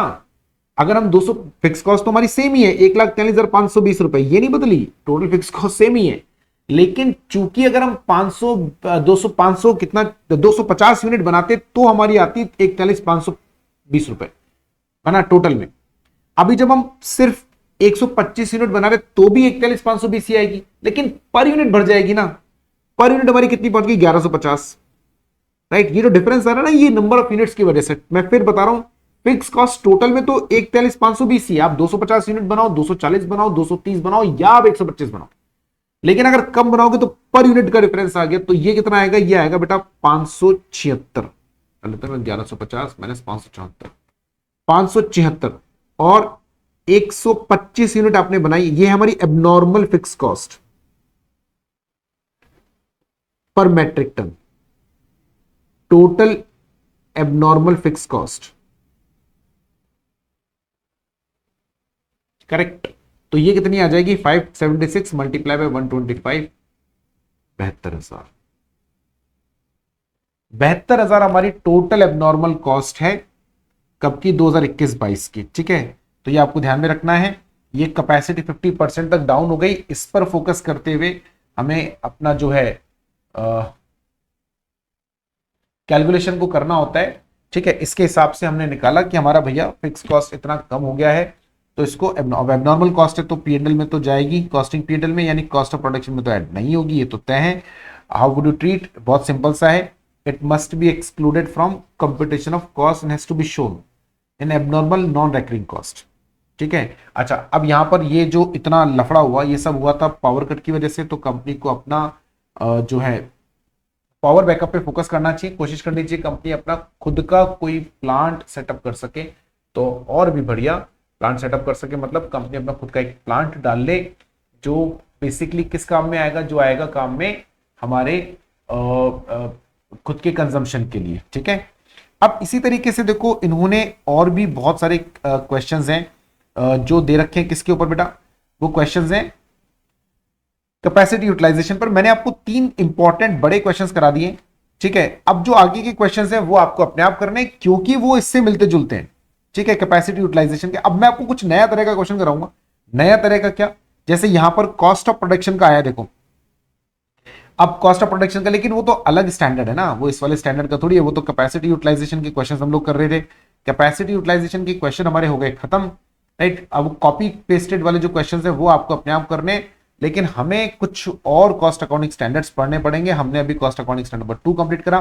3 पर अगर आप देखेंगे तो कोई प्रैक्टिकल क्वेश्चन तो नहीं आता, थ्योरेटिकल क्वेश्चन आया, बिल्कुल एक छोटा सा, बहुत ज्यादा फोकस करने की जरूरत नहीं है, बहुत ज्यादा इंपॉर्टेंट नहीं है, क्योंकि ये थ्योरेटिकल क्वेश्चन भी दिसंबर 2014 में आया। उसके बाद से अगर आप देखोगे तो कोई थ्योरेटिकल क्वेश्चन नहीं है, कोई प्रैक्टिकल क्वेश्चन नहीं है, तो काम का नहीं है। आपको बहुत ज्यादा दिमाग नहीं लगाना, मैं फिर भी आपको इसका एक ओवरव्यू दे दूंगा। अभी दिमाग बहुत ज्यादा नहीं लगाना है, क्योंकि एक ही थ्योरेटिकल क्वेश्चन आया है। जैसे यहां है, यहां प्रैक्टिकल क्वेश्चन एक है लेकिन थ्योरेटिकल 2 आए, यहां पे प्रैक्टिकल क्वेश्चन एक है लेकिन थ्योरेटिकल 2 आए, यहां तो कुल मिलाकर एक क्वेश्चन आया है। तो बहुत ज्यादा अपने को दिमाग लगाने की जरूरत नहीं है कॉस्ट अकाउंटिंग स्टैंडर्ड नंबर 3 के अंदर, समझ में आ गई बच्चों मेरी बात? ठीक है, आ जाते हैं फटाफट से इस पे। तो कॉस्ट अकाउंटिंग स्टैंडर्ड नंबर जो 3 है हमारा, उस पर हम लोग बहुत ज्यादा फोकस नहीं करने वाले हैं, बहुत ज्यादा दिमाग नहीं लगाने वाले हैं, बहुत ज्यादा इंपॉर्टेंट नहीं है किस चीज का? यह है production and operational overhead. Productional and operational overhead, तो हमारे पास जो कुल ओवरहेड्स होते हैं वो दो तरह के होते हैं, productional and operational overheads. Production and operational overheads दो तरह के होते हैं, एक तो एडमिन ओवरहेड एंड एक production overhead. Once all production overheads are accumulated, they need to be allocated to the different cost objects in appropriate manner, जैसा कि हम हमेशा करते हैं। Admin overhead, cost of administrative activities, the cost of all those activities relating to the general management and administration। तो production overhead जो production से related है, administration overhead जो overall general management and administration से related है। production overhead की जो cost उनको accumulate करके आपको allocate करना है। after same admin overhead के लिए है, after accumulating all the admin overhead, if any portion belongs to administration of production facility। Generally admin overhead production facility से रिलेटेड होते नहीं है, बट अगर है तो उनका एक हिस्सा आप जो है प्रोडक्शन में भी अलोकेट कर देंगे, राइट। बाकी सिंपल चीजें जैसे production overhead, any cost involve related to the production to any product other than DM DL and D, that is direct material direct labour. क्या होता है production overhead? Direct material direct labour and direct expenses के अलावा जितने भी other expenditures है, direct overhead, direct expenses, direct material, direct labour के अलावा जितने भी एक्सपेंसेस है जो कि प्रोडक्शन से डायरेक्टली कनेक्टेड है, उनको हमने एक जगह डाल दिया जिसका नाम हमने डाला production overhead, right. It also includes cost of administration of factory of plant and machinery. अगर फैक्ट्री के प्लांट एंड मशीनरी का एडमिनिस्ट्रेशन का खर्चा है तो वो वैसे एडमिन ओवरहेड है, लेकिन वो प्रोडक्शन ओवरहेड में ही जाएगा। Any cost relating to the production whether administrative और sales and distribution shall be part of production overhead if it is not covered in direct material और direct labor। क्या बोल रहे हैं?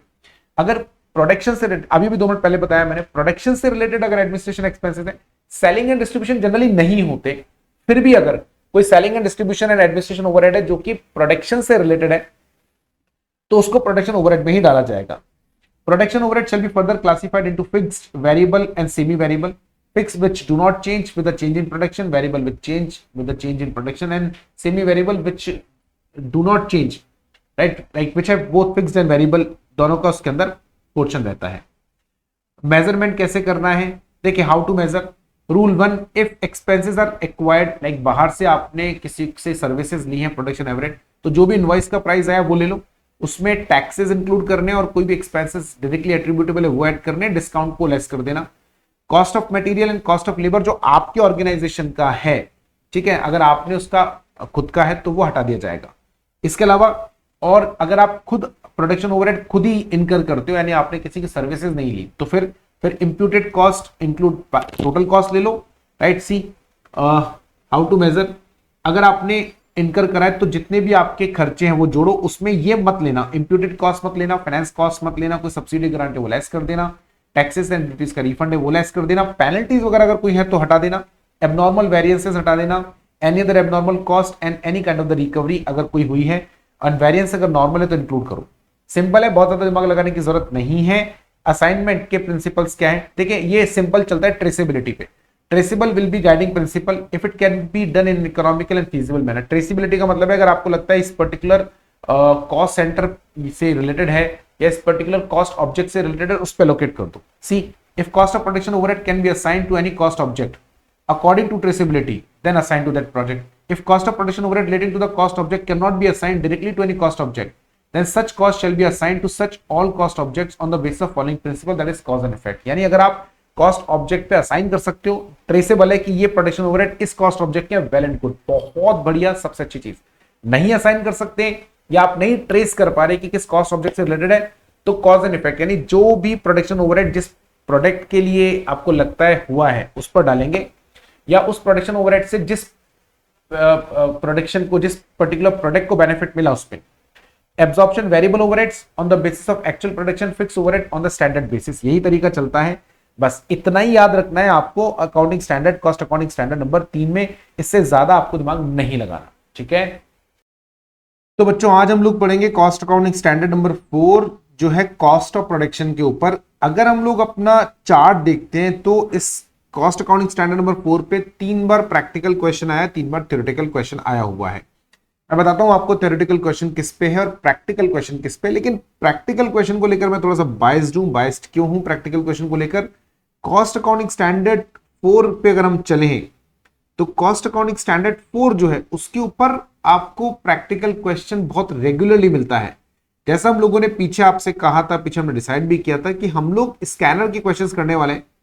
स्कैनर के क्वेश्चंस हम लोगों ने इसलिए बोला क्योंकि स्कैनर जो है वो रिपीट बहुत ज्यादा हो रहा है, और चूंकि वो रिपीट हो रहा है तो स्कैनर क्या, सॉरी, पास्ट इसके मॉड्यूल के जो क्वेश्चंस हैं, वो मॉड्यूल के जो हमारे क्वेश्चंस हैं, उन मॉड्यूल के क्वेश्चंस में अगर आप जाते हैं तो वहां पर आपको कॉस्ट ऑफ प्रोडक्शन कैलकुलेट करने के बहुत सारे और अलग अलग तरह के क्वेश्चंस मिलेंगे। कॉस्ट ऑफ प्रोडक्शन के डिफरेंट वैरायटी के क्वेश्चंस हैं, ठीक है, और बहुत फ्रीक्वेंटली है डिफरेंट वैरायटी क्वेश्चंस, और साथ में क्या बोल रहा हूं, वेरियस टाइम्स, लाइक फ्रीक्वेंसी बहुत अच्छी है किस चीज के, मॉड्यूल के क्वेश्चंस में से कॉस्ट ऑफ प्रोडक्शन। और जैसा मैंने आपको कहा था, अगर आप स्कैनर उठाएंगे 2017 से लेकर 2024 तक का, तो पास्ट के क्वेश्चंस रिपीट हुए हैं, पास्ट वाले ही क्वेश्चंस आ रहे हैं, कौन से वाले, जो मॉड्यूल में पीछे पूछे गए हैं।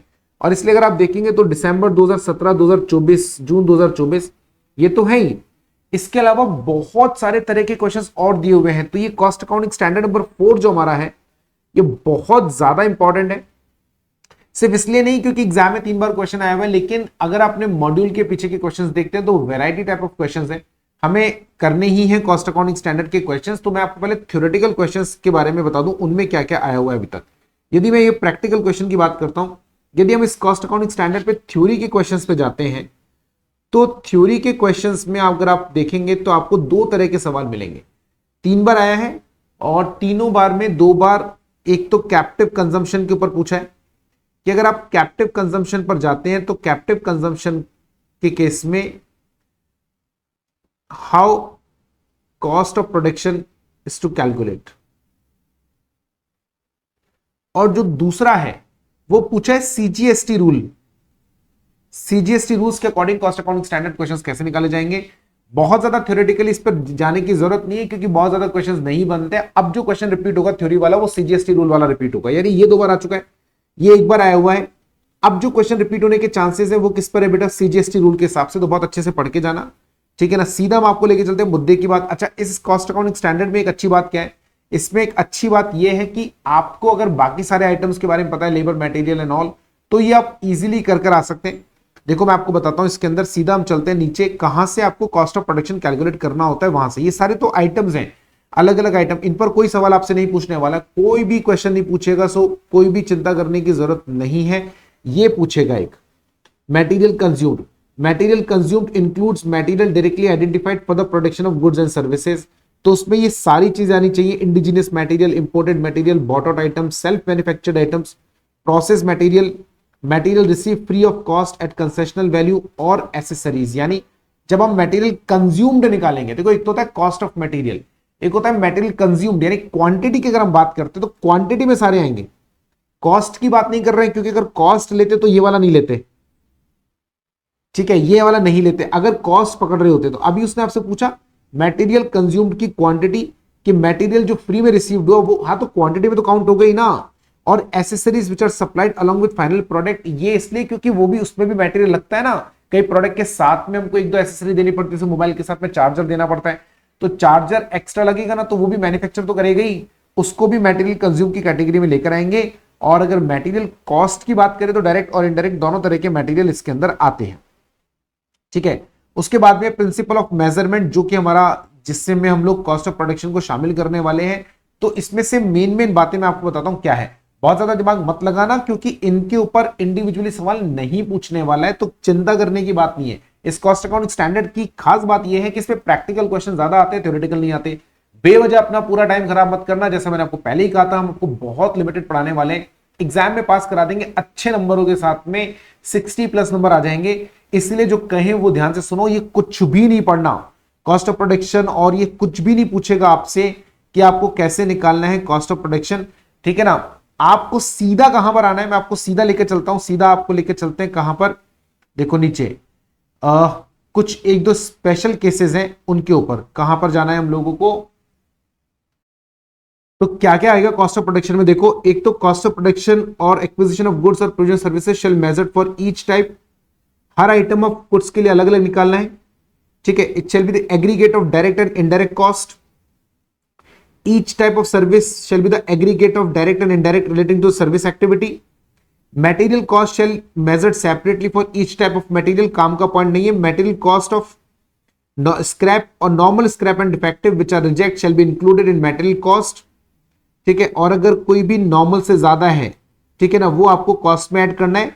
रियलाइज्ड और realisable value of scrap shall be deducted, ये आपको लेस कर देने हैं, ठीक है। एबनॉर्मल अगर कोई स्क्रैप एंड डिफेक्टिव है तो इंक्लूड नहीं करना, सबको पहले से पता हुआ होता है। कुछ काम का नहीं, अगला वाला point, the cost of utilities consume, कुछ काम का नहीं, cost of packing material used for production, right. जो पैकिंग मटेरियल आपने प्रोडक्शन के लिए सप्लाई के लिए यूज करा वो इंक्लूड नहीं करना है। डायरेक्ट एक्सपेंसेस को इंक्लूड करना है। हाई स्पेयर वैल्यू जो भी है जिनको आपने एज एन एसेट रिकॉग्नाइज करा है उनमें आपको क्या करना है, डेप्रिसिएशन लेना है, पूरा नहीं लेना। तो क्वेश्चन को अच्छे से देखना, अगर कोई भी आपने स्पेयर लिया है जो हाई वैल्यू है वो यहां पर इंक्लूड नहीं करेंगे। उसके बाद repairs and maintenance cost for production और acquisition of supply of goods वो आपको शामिल करना है। डेप्रिसिएशन एंड अमोर्टाइजेशन कॉस्ट भी इंक्लूड करना है। रिसर्च एंड डेवलपमेंट कॉस्ट को भी इंक्लूड करना है, राइट। इसके अलावा नीचे रहते हैं royalty and technical know how fees, ये अगर आपने एक साथ पेमेंट करा है तो इसको अमोर्टाइज करके लेंगे, राइट। इसके अलावा क्वालिटी कंट्रोल कॉस्ट अगर आपकी कोई है इन हाउस उसको भी आपको शामिल करना है क्वालिटी कंट्रोल कॉस्ट के नाम से, ठीक है। इसके अलावा the cost of resource procured, ये तो आप अच्छा किसी भी कॉस्ट में जितनी भी कॉस्ट हम पढ़ रहे हैं उसमें देखिए अगर आपने बाहर से कोई सर्विस ली है तो इनवॉइस वैल्यू पकड़ लेना, और सॉरी यदि खुद ने इनकर करिए तो उसके अंदर हम क्या करेंगे, उसके केस में फिर हम लोग उसमें जो भी आपका मटेरियल लेबर लगा वो, यानी अगर आपने खुद ने कोई कॉस्ट, जैसे फॉर एग्जांपल क्वालिटी कंट्रोल अगर आपका ओन डिपार्टमेंट है तो ओन डिपार्टमेंट की कॉस्ट आप पकड़ लेंगे। लेकिन अगर क्वालिटी कंट्रोल के लिए आपने सर्विसेज बाहर से ली तो इनवॉइस जो आएगा वो पकड़ना है। प्रोडक्शन और operational overheads representing procurement of resource shall be determined, ये काम का नहीं है। एनी एबनॉर्मल कॉस्ट अगर कोई है तो उसको नहीं लेना, हमें पहले से पता है। Interest and other finance cost शामिल नहीं करते, ये हमेशा याद रखें। इंपेयरमेंट लॉस भी इंक्लूड नहीं करना, इंप्यूटेड कॉस्ट इंक्लूड नहीं करना, बहुत अच्छे से ध्यान में रख के जाना, ये इंक्लूड नहीं करना है। चारों चीजें कौन कौन सी, abnormal, interest and finance charge, impairment loss, imputed cost. वैसे तो क्वेश्चन जो आपको देगा उसमें इंप्यूटेड कॉस्ट देगा ही नहीं, राइट, कभी नहीं मिलेगी क्वेश्चन में, किसी भी प्रैक्टिकल क्वेश्चन में इंपेयरमेंट लॉस नहीं मिलने वाला, तो चिंता ही मत करो। इंटरेस्ट एंड फाइनेंस वाला देगा, उसका ध्यान रखना, वो इंक्लूड नहीं करना है। कॉस्ट ऑफ प्रोडक्शन और एक्विजिशन और supply of goods and position include cost of inputs received, काम का नहीं है। कॉस्ट ऑफ प्रोडक्शन ये भी नहीं है। सब्सिडी ग्रांट इंसेंटिव को लेस कर देना है, ये ध्यान में रखिएगा। सब्सिडी ग्रांट एंड इंसेंटिव जो है उसको आपको लेस कर देना है, deducted. Grant received shall also be reduced. Cost of production supply shall be determined based normal capacity. Fine penalties, damage and damages, ठीक है, इन सबको भी कॉस्ट में शामिल नहीं करना है, राइट। अगर कोई रिकवरीज हुई है तो उसको डिडक्ट करना है। देखो बेटा, एक होता है इंक्लूड नहीं करना, एक होता है डिडक्ट करना। इंक्लूड वो नहीं करना है जैसे एबनॉर्मल वगैरह है एंड ऑल। रिकवरीज वगैरह भी होती है अगर कोई भी sale and scrap, sale of scrap वगैरह है, या मान लीजिए कोई टैक्स का रिकवरी हो गया, उसको लेस करना होता है। फॉरेक्स कंपोनेंट अगर कोई भी है इंपोर्टेड मटेरियल पे तो उसको जिस दिन आपने एक्वायर, डेट ऑफ ट्रांजैक्शन उस दिन मोस्ट इंपॉर्टेंट है, बहुत काम में आएगा। आगे ध्यान में रखना, जिन पॉइंट्स पे हाईलाइट कर रहा हूं बस यही काम आएंगे, बाकी सब ऊपर का छोड़ देना, कुछ भी पढ़ने की जरूरत नहीं है। ये इंक्लूड नहीं करना, इंक्लूड नहीं करना है, ये चारों अच्छे से याद करके जाना।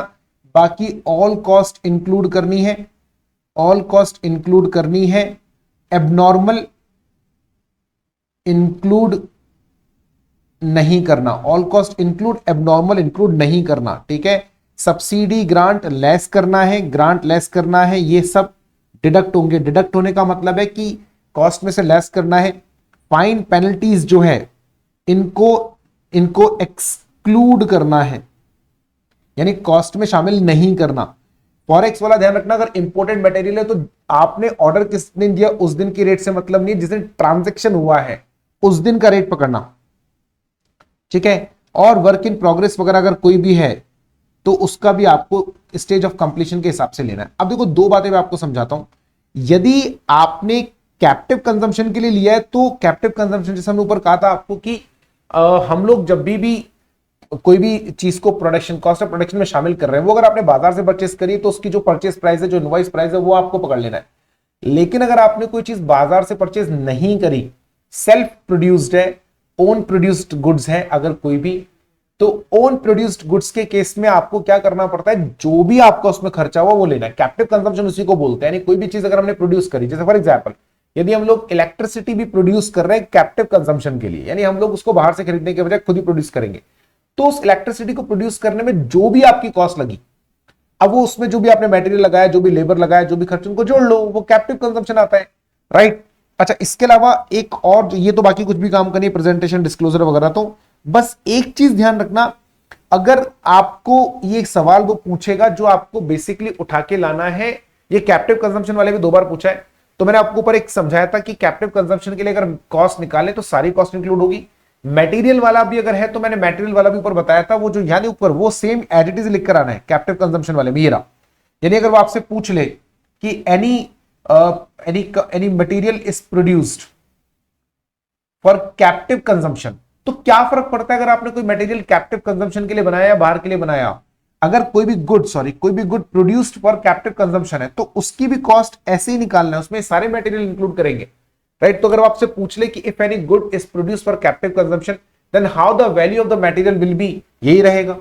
और अगर आपसे पूछे कैप्टिव कंजम्पशन के लिए कोई गुड्स हमने प्रोड्यूस करी, उसकी कॉस्ट ऑफ प्रोडक्शन कैसे निकालेंगे, कैप्टिव कंजम्पशन के लिए कोई गुड्स हमने प्रोड्यूस करी, उसकी कॉस्ट ऑफ प्रोडक्शन कैसे निकालेंगे, तो जैसे बाकी प्रोडक्ट की नॉर्मली कॉस्ट निकालते हो, यानी जो भी हमने आपको बताया ये चीजें एक्सक्लूड कर देना, ये चीजें डिडक्ट कर देना, एक्सक्लूड और डिडक्ट करने के बाद जो बचेगा बाकी सारी चीजें हमें इंक्लूड करनी है। तो कैप्टिव कंजम्पशन वाले में कोई भी एक्स्ट्रा ऑर्डिनरी लोड नहीं होता। हाँ, इतना जरूर है कि सीजीएसटी रूल्स के हिसाब से अगर आपको वो बोले, सीजीएसटी रूल्स में सेक्शन 34 के अंदर वो हो सकता है कि आपको बोले, तो उस केस में बेटा आपको सीजीएसटी रूल्स पता होने चाहिए कि सीजीएसटी रूल्स क्या है। मैं आपको भी बता दूंगा क्वेश्चन में ले जाकर सीजीएसटी रूल्स में सवाल उन्होंने क्या पूछा है। लेकिन अभी मैं आपको लेके चल रहा हूं प्रैक्टिकल क्वेश्चन की तरफ। कॉस्ट ऑफ प्रोडक्शन पर जो प्रैक्टिकल सवाल अब तक पूछे गए हैं वो सवाल कौन कौन से, तो हमने कैपेसिटी डिटर्मिनेशन यानी कॉस्ट अकाउंटिंग स्टैंडर्ड 2 के क्वेश्चंस कर लिए थे। अगर आपको याद हो तो मैंने आपको 3-4 तरह के क्वेश्चंस कराए थे और 2-3 तरह के क्वेश्चंस कराए थे, बाकी आपको करने के लिए दिया था। इसी तरीके से कॉस्ट ऑफ प्रोडक्शन के कुछ क्वेश्चंस मैं आपको कराता हूं जो एग्जाम में भी पूछे गए हैं और हमारे स्कैनर में भी, मतलब हमारे मॉड्यूल में भी पीछे दिए हुए हैं। तो वहां पर हम चलते हैं फटाफट से, कौन कौन से एग्जाम में क्वेश्चंस उन लोगों ने हमको दिए हुए हैं कॉस्ट ऑफ प्रोडक्शन के ऊपर। ठीक है, आ जाओ फटाफट से। तो ये आ जाते हैं हम लोग हमारे क्वेश्चंस की तरफ और हम लेके चलेंगे क्वेश्चन नंबर 6 से। तो हम लोग देखेंगे क्वेश्चन नंबर 6 जो है उसमें देखो किस तरीके से कॉस्ट ऑफ प्रोडक्शन को कैलकुलेट करा हुआ है। मैं जरा कैलकुलेटर और खोल दूं दूसरी स्क्रीन पे, इसकी में जरूरत पड़ेगी। अब आ जाते हैं फटाफट से।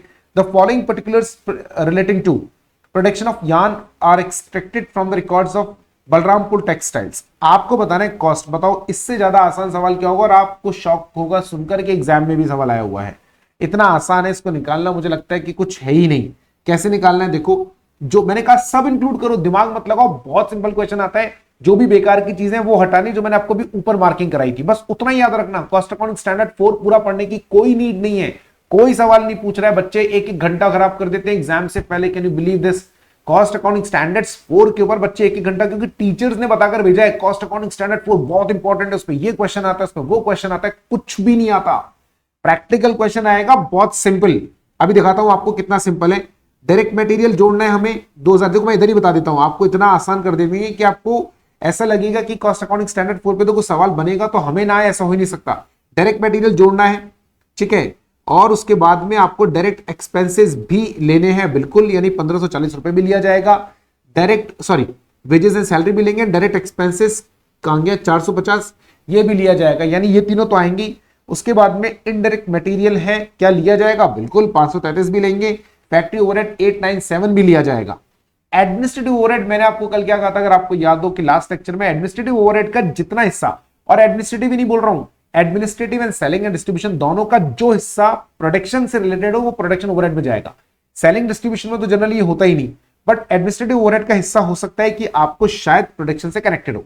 अब ये बोल रहे हैं कि भैया इसका 40% का मतलब हो गया इसमें से 500 रुपए ले लेना।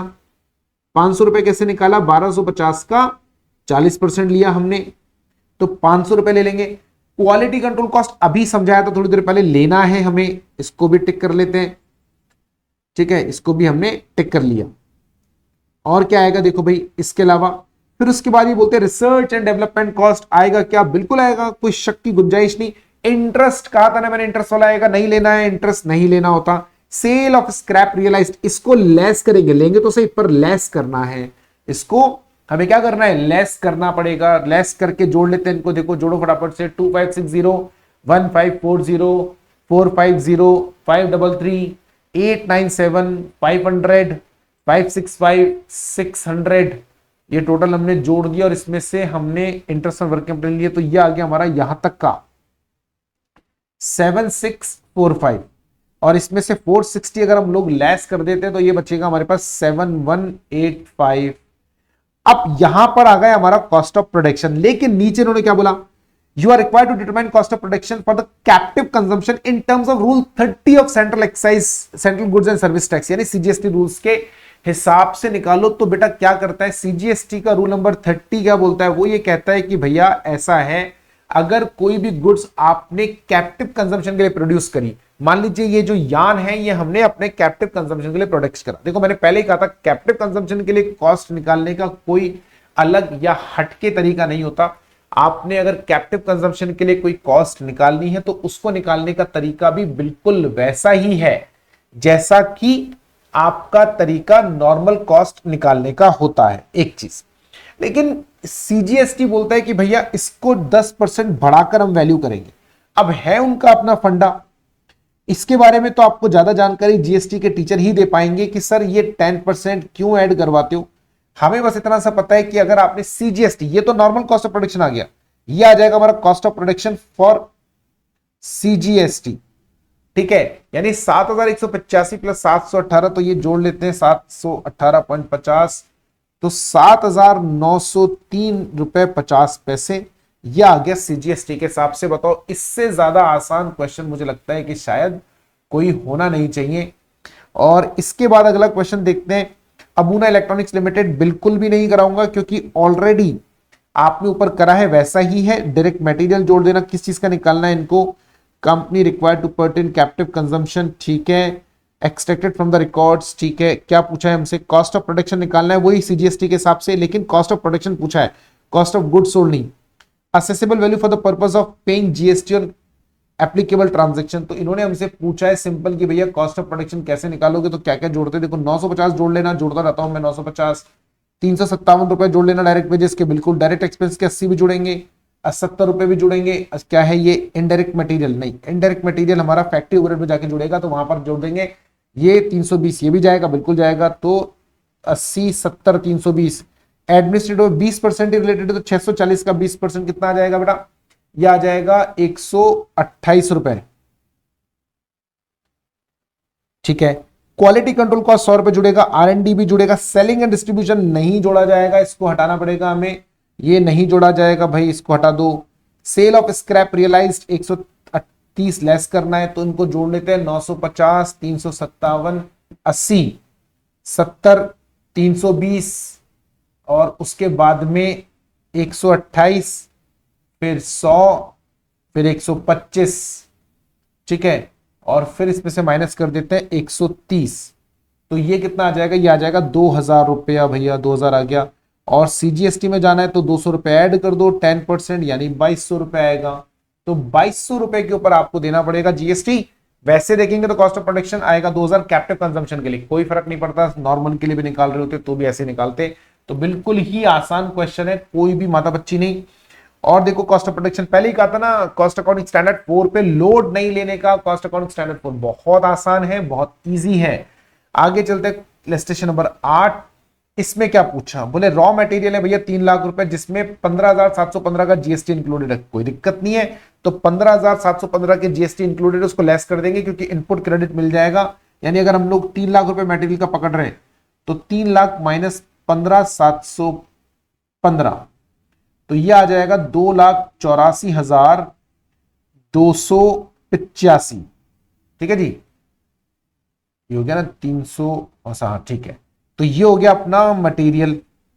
अभी ले लेते हैं क्वेश्चन, ऐसे सॉल्व करना होता है हाथ की हाथ, उसके बाद में क्या पूछा, फ्री ऑन बोर्ड, हाँ तो ये जुड़ेगा क्योंकि ये हमारा किराया लग गया एक तरीके से 12,000। इंपोर्ट ड्यूटी पेड, ठीक है भाई, इंपोर्ट ड्यूटी पे करा है तो इंपोर्ट ड्यूटी को भी जोड़ना पड़ेगा, रॉ मेटेरियल इंपोर्टेड है तो कितना आ जाएगा 15,000, कोई दिक्कत नहीं। उसके बाद में इंश्योरेंस करवाया है तो इंश्योरेंस का भी जोड़ना पड़ेगा भाई। अच्छा पहले फ्रेट रह गया, उससे पहले इंश्योरेंस का 10,000 अब लिख देते हैं, फ्रेट का कितना है भाई 20,000। अब देखो रिबेट 4,000 लेस करना है तो लेस का कैश डिस्काउंट सब्सिडी यानी सब लेस करने वाले आइटम है तो इनको अपन जोड़ लेते हैं तो कितना आ जाएगा भाई, ये आ जाएगा 15 और 10 25, 25 और 12 37, 39, 284 प्लस 39, 284, 285 प्लस 39, ठीक है जी। तो जोड़ो इसको, कितना आता है 284 प्लस 289, अरे एक मिनट बेटा ये कैलकुलेटर कहां गया, 284, 285 प्लस 12 प्लस 25 और प्लस 2, 3,23,285। लेस करने वाले आइटम है कुछ भी, कौन से आइटम है, रीबेट कितना है 10,000। उसके बाद में कैश डिस्काउंट, नहीं कैश डिस्काउंट लेस नहीं करना बेटा, कैश डिस्काउंट तो पेमेंट के टाइम पर होता है, ट्रेड डिस्काउंट होता तो लेस करते। सब्सिडी 20,000 लेस कर देंगे, बस दो ही चीजें हैं, 30,000 लेस करना है, ठीक है। तो 30,000, एक मिनट 30 नहीं, रिबेट तो 4,000 ही है, सॉरी रिबेट है 4,000,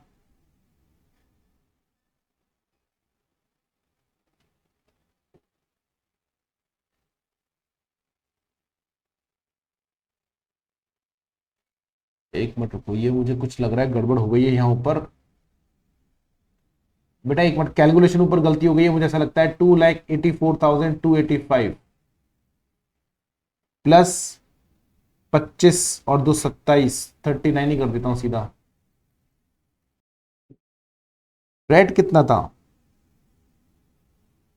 free on board 12,000, import duty 15,000, freight inward 20,000, insurance 10,000, ठीक है।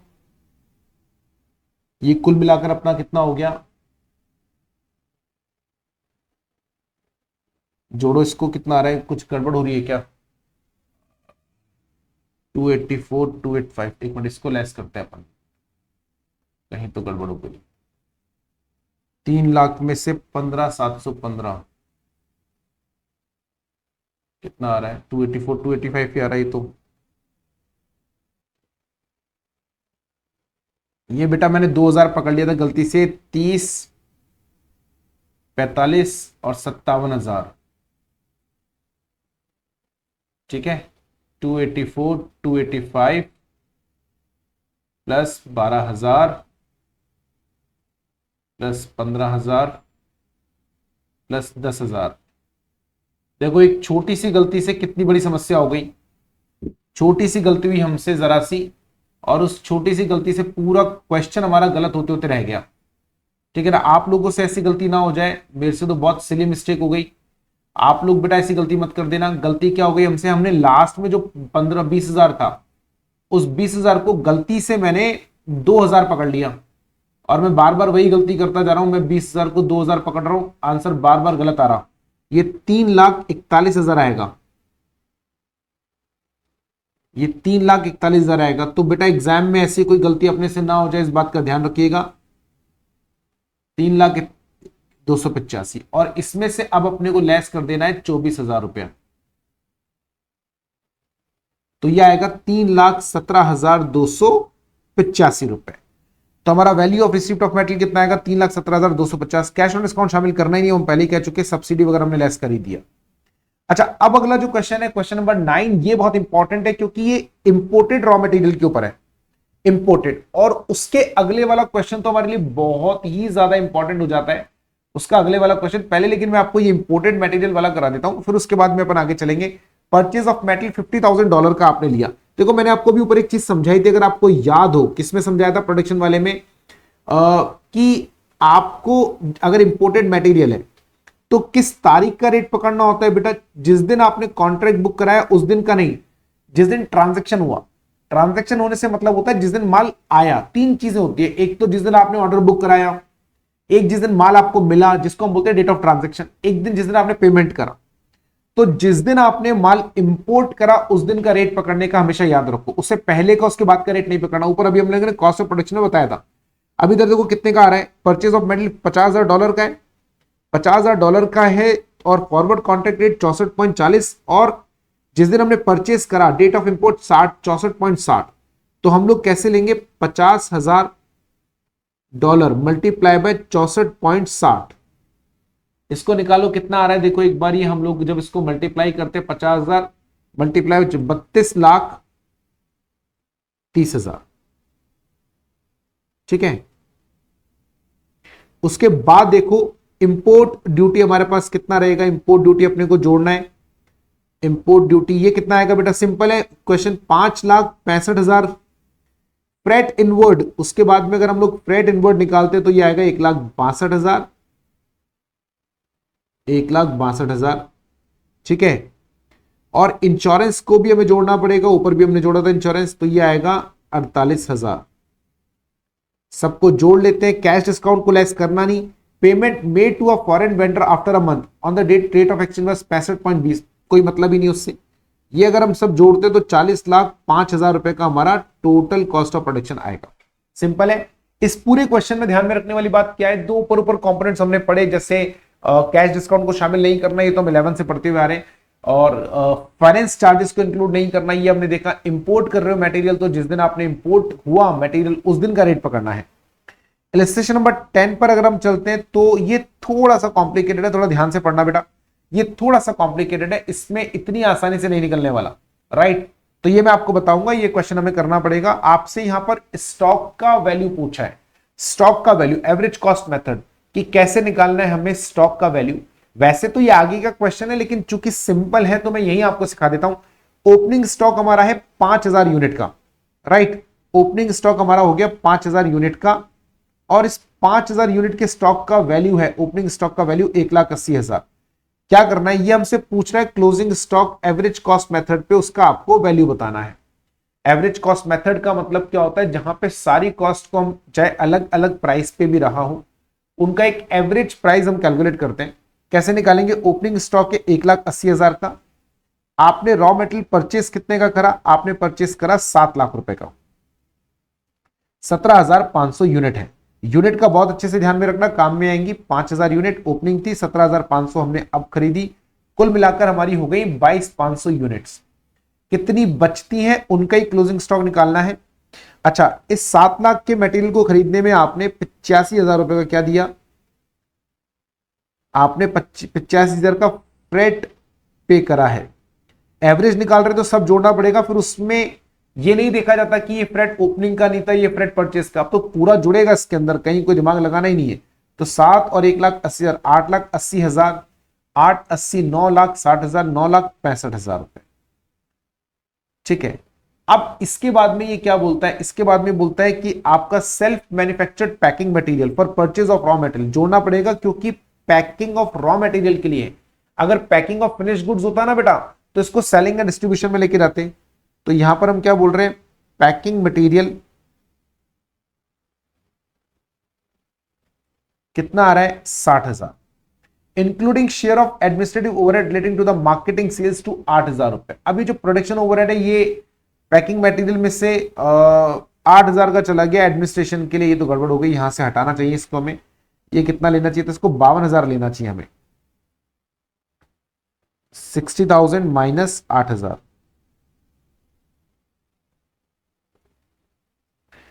उसके बाद में है demurrage charges levied by transporter delay in collection. अब रट लो अच्छे से बेटा, डैमरेज चार्जेस नहीं ले जाते, क्योंकि डैमरेज चार्जेस एबनॉर्मल होते हैं। एबनॉर्मल मतलब डैमरेज चार्जेस जब भी लगते हैं जब आपके पार्ट पे डीले होता है, उसका खर्चा एबनॉर्मल है। Normal loss of material shrinkage in transit is 1% of material purchased, यानी आपने जितना मटेरियल परचेज करा, राइट, उसका 1%। आपका मटेरियल क्या हो जाता है, श्रिंकेज। देखो, normal loss of metal due to the shrinkage in transit, one metal of purchase of metal purchase. लेकिन नॉर्मल लॉस में अच्छी बात क्या होती है, नॉर्मल लॉस से पार्ट ऑफ द कॉस्ट कुछ भी नहीं करना होता। हाँ, क्वांटिटी में से कम हो जाएगा, वो भी हम देख लेंगे। एबनॉर्मल लॉस इंपॉर्टेंट है, ये कितना है, loss due to the absorption of moisture, और मेटल के रिसीव होने से पहले ही हो गया। मेटल के रिसीव होने से पहले ही अगर आपका एबनॉर्मल लॉस हो जाता है तो क्या करना है, एबनॉर्मल लॉस मैं आपको समझाता हूं कि टोटल हमारे को कॉस्ट कैसे निकालनी है। देखो, मटेरियल फैक्ट्री में आ गया तो ये वाली कॉस्ट पकड़ेंगे, मटेरियल फैक्ट्री में नहीं आया ये पकड़ेंगे, क्योंकि फैक्ट्री में आने के बाद तो ओपनिंग को भी जोड़ना पड़ेगा। क्यों जोड़ना पड़ेगा ओपनिंग को, क्योंकि एवरेज कॉस्ट मेथड निकाल रहे हैं तो ओपनिंग को जोड़ना पड़ेगा। फीफो मेथड होता तो नहीं करते, लीफो होता तो नहीं करते, एवरेज कॉस्ट पे वैल्यू करोगे तो क्या ओपनिंग क्या करंट ईयर का, फिर सब बराबर होता है।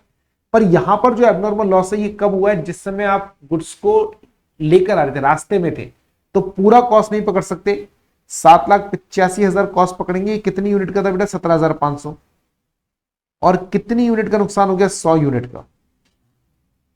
मैं निकाल लेता हूं, 7,85,000 डिवाइड बाय 17,500 इंटू 100, कितना लेस करने का, 4,486।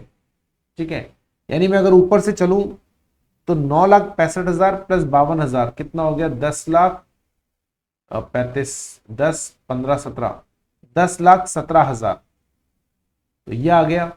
और 10,17,000 में से 4,4,6, 101, 200, 10,12,514, राइट।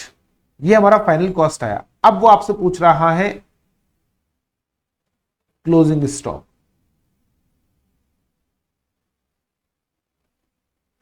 अब क्लोजिंग स्टॉक कैसे निकालना, 10,12,514 हमारा फाइनल कॉस्ट है, और इसको डिवाइड कर दो यूनिट से। ओपनिंग कितनी थी, 5,000, परचेस कितनी करी, 17,500, और 1% तो हमारा नुकसान हो गया 175। 17,500 का 1% 175। आप कहेंगे सर एबनॉर्मल 100 लेस क्यों नहीं करे, अरे एबनॉर्मल की तो कॉस्ट ही बता दी, तो क्वांटिटी तो हटाने की जरूरत ही नहीं है। जब उस टोटल कॉस्ट में ही एबनॉर्मल नहीं है तो फिर बात ही खत्म हो गई। तो ये हमारा क्लोजिंग, और कितनी यूनिट बची हमारे पास क्लोजिंग में, ये इन्होंने नहीं दे रखा। क्लोजिंग में कितनी यूनिट है पता रखा है क्या, क्लोजिंग स्टॉक और 3,500, तो 10,12,514 डिवाइडेड बाय 22,500 माइनस 175, तो हो गया 22,325 मल्टीप्लाई बाय 3,500, 1,58,737।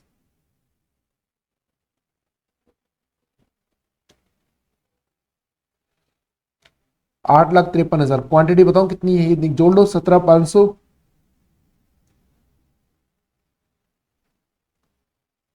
Plus 5,000 minus 175। ठीक है,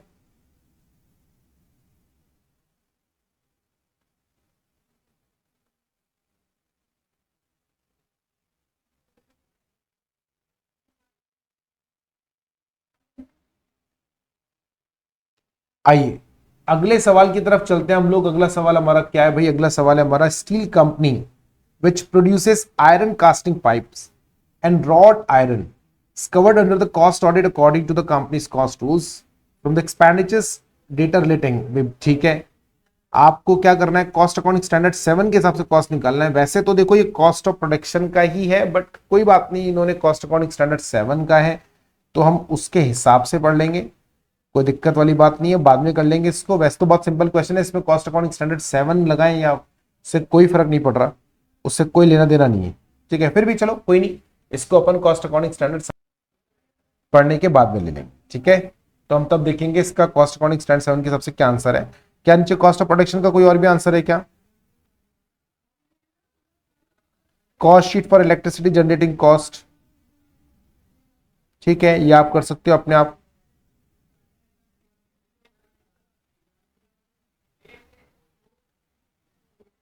प्राइस वेरिएंस ये मैं कराऊंगा आपको अलग से मेटल वाला पढ़ने के बाद में।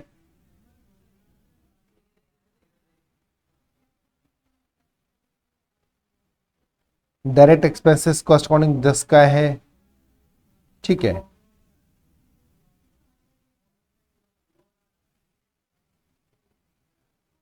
कॉस्ट अकाउंटिंग स्टैंडर्ड 5 कोई एग्जाम में क्वेश्चन नहीं आया है। देखो आप एग्जाम में क्या इसके ऊपर कोई ट्रेंड बन रहा है क्या? कॉस्ट अकाउंटिंग 5 पे नहीं भी 3 बार थ्योरेटिकल क्वेश्चन जरूर आया है, प्रैक्टिकल क्वेश्चन एक बार भी नहीं आया हुआ। 3 बार इन्होंने थ्योरेटिकल क्वेश्चन जरूर पूछा हुआ है कि भैया कॉस्ट अकाउंटिंग स्टैंडर्ड 5 किस चीज के बारे में है? Equalised cost of transportation. ठीक है जी। तो अब इक्वलाइज्ड कॉस्ट ऑफ ट्रांसपोर्टेशन में अगर हम जाते हैं तो क्या इसका प्रोविजन है वो हम लोग देखते हैं फटाफट से। तो ट्रेंड के हिसाब से अगर हम चलते हैं तो 3 क्वेश्चन कौन कौन से आए वो हम आपको बताएंगे, और लेकिन इंपॉर्टेंट है, बहुत इंपॉर्टेंट है, क्योंकि बेटा 3 बार इसके ऊपर जो है क्वेश्चन पूछा। अच्छा, प्रैक्टिकल क्वेश्चन बनाना इस पर थोड़ा सा मुश्किल होता है पेपर सेटर के लिए, थ्योरेटिकल क्वेश्चन। और यू वोंट बिलीव जो लेटेस्ट थ्योरेटिकल क्वेश्चन है वो तो 8 नंबर का है, यानी 8 नंबर तक के थ्योरेटिकल क्वेश्चन इसके ऊपर आए हैं। कौन सा वाला? लास्ट वाला जो ना बेटा, दिसंबर 2022, ये 8 नंबर का क्वेश्चन है। ठीक है, तो ये 8 नंबर के क्वेश्चन में ऐसा क्या पूछ लिया बताते हुए चलेंगे आपको। सबसे पहले नीचे जाते हैं स्कोप में, इसमें क्या क्या शामिल होता है, क्या क्या नहीं होता।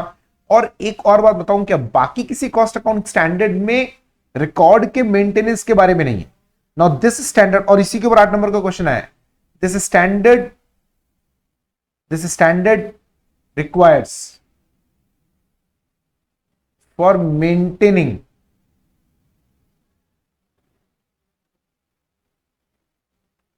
cost records for transportation cost। ठीक है, ट्रांसपोर्टेशन कॉस्ट को रिकॉर्ड करने के लिए रिकॉर्ड्स। और एक और चीज बताऊं, एक होता है आउटवर्ड ट्रांसपोर्टेशन कॉस्ट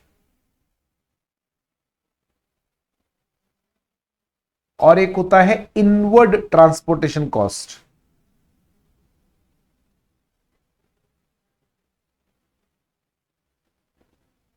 इन दोनों, आउटवर्ड ट्रांसपोर्टेशन कॉस्ट जब मटेरियल बाहर जा रहा है और इनवर्ड ट्रांसपोर्टेशन में मटेरियल आ रहा है। अब आउटवर्ड ट्रांसपोर्टेशन कॉस्ट में बड़ा इंपॉर्टेंट होता है उसका अपोर्शनमेंट, क्योंकि आउटवर्ड ट्रांसपोर्टेशन कॉस्ट अलग अलग प्रोडक्ट्स के ऊपर अलोकेट होगी, तो कितनी कितनी रहेगी, कितनी कितनी अलोकेट करनी है वो हमको देखना पड़ता है। ठीक है, कितनी कितनी अलोकेट होगी वो हमको देखना पड़ेगा, तो हम बताएंगे। ये न्यू कॉन्सेप्ट है इसमें, देखो यहाँ पे भी लिखा है maintenance of records new concept. Now provide, ये तो बात बेकार है, सीधा नीचे आते हैं। Standard should apply for the calculation of cost of transportation required under any statute regulation for any purpose. That is, whenever and for whatever purpose transportation cost need to be calculated, it has to be calculated as per AS Cost Accounting Standard 5। ये क्या बोल रहा है? चाहे किसी law में लिखा हो या कहीं पे भी किसी भी वजह से किसी भी जगह हमें अगर कॉस्ट ऑफ ट्रांसपोर्टेशन निकालनी है तो हमें कॉस्ट अकाउंटिंग स्टैंडर्ड 5 के हिसाब से ही निकालनी है। यदि हमें कॉस्ट ऑफ ट्रांसपोर्टेशन निकालनी है तो कॉस्ट अकाउंटिंग स्टैंडर्ड 5 के हिसाब से ही निकालनी है। राइट, इन्होंने दे रखा है, these are some of the general purpose for which transportation cost. Most important है, अच्छे से पढ़ के जाना बेटा, मोस्ट इंपॉर्टेंट है, मैं पहले मार्किंग कर रहा हूं। थ्योरी क्वेश्चन आने की पूरी संभावना, थ्योरी क्वेश्चन मैंने जिस चीज पर मोस्ट इंपॉर्टेंट लिख दिया और मैं कह रहा हूं कि इस अटेम्प्ट में इसके ऊपर आने के क्वेश्चन बहुत ज्यादा चांसेस हैं, तो आप मोटा मोटी इस बात के लिए प्रिपेयर रहे कि अगर मैंने लिख दिया ना किस पे थ्योरी क्वेश्चन आएगा तो आएगा, यदि मैंने लिखा है इस पे थ्योरी क्वेश्चन आएगा तो थ्योरी क्वेश्चन आएगा। समझ गए आप? देखो कौन कौन से केसेस में क्या पढ़ रहे हैं हम, ये कह रहे हैं कि जब भी कॉस्ट ऑफ ट्रांसपोर्टेशन निकालनी हो, जब भी आपको कॉस्ट ऑफ ट्रांसपोर्टेशन निकालनी है उस समय आपको कॉस्ट अकाउंटिंग स्टैंडर्ड 5 ही लगाना है, चाहे किसी भी पर्पस के लिए निकालना हो। यहां इन्होंने कुछ जनरल पर्पस बता दिए, जैसे determination of average transportation cost for claiming deduction for arriving at the assessable value of excisable goods. Excisable goods आजकल तो होता ही नहीं, करे अगर आपको सीजीएसटी में भी वैल्यू निकालनी है तो इसके हिसाब से निकलेगा। इंश्योरेंस क्लेम का वैल्यूएशन करना है, goods lost in transit due to accident, तो भी यही रूल लगेगा। Working out claim for freight subsidy under fertiliser industry coordination committee, इस कमेटी जो सब्सिडी अवेलेबल कराते हैं उसमें ट्रांसपोर्टेशन कॉस्ट की भी सब्सिडी मिलेगी, तो वो भी इसके हिसाब से निकालनी है।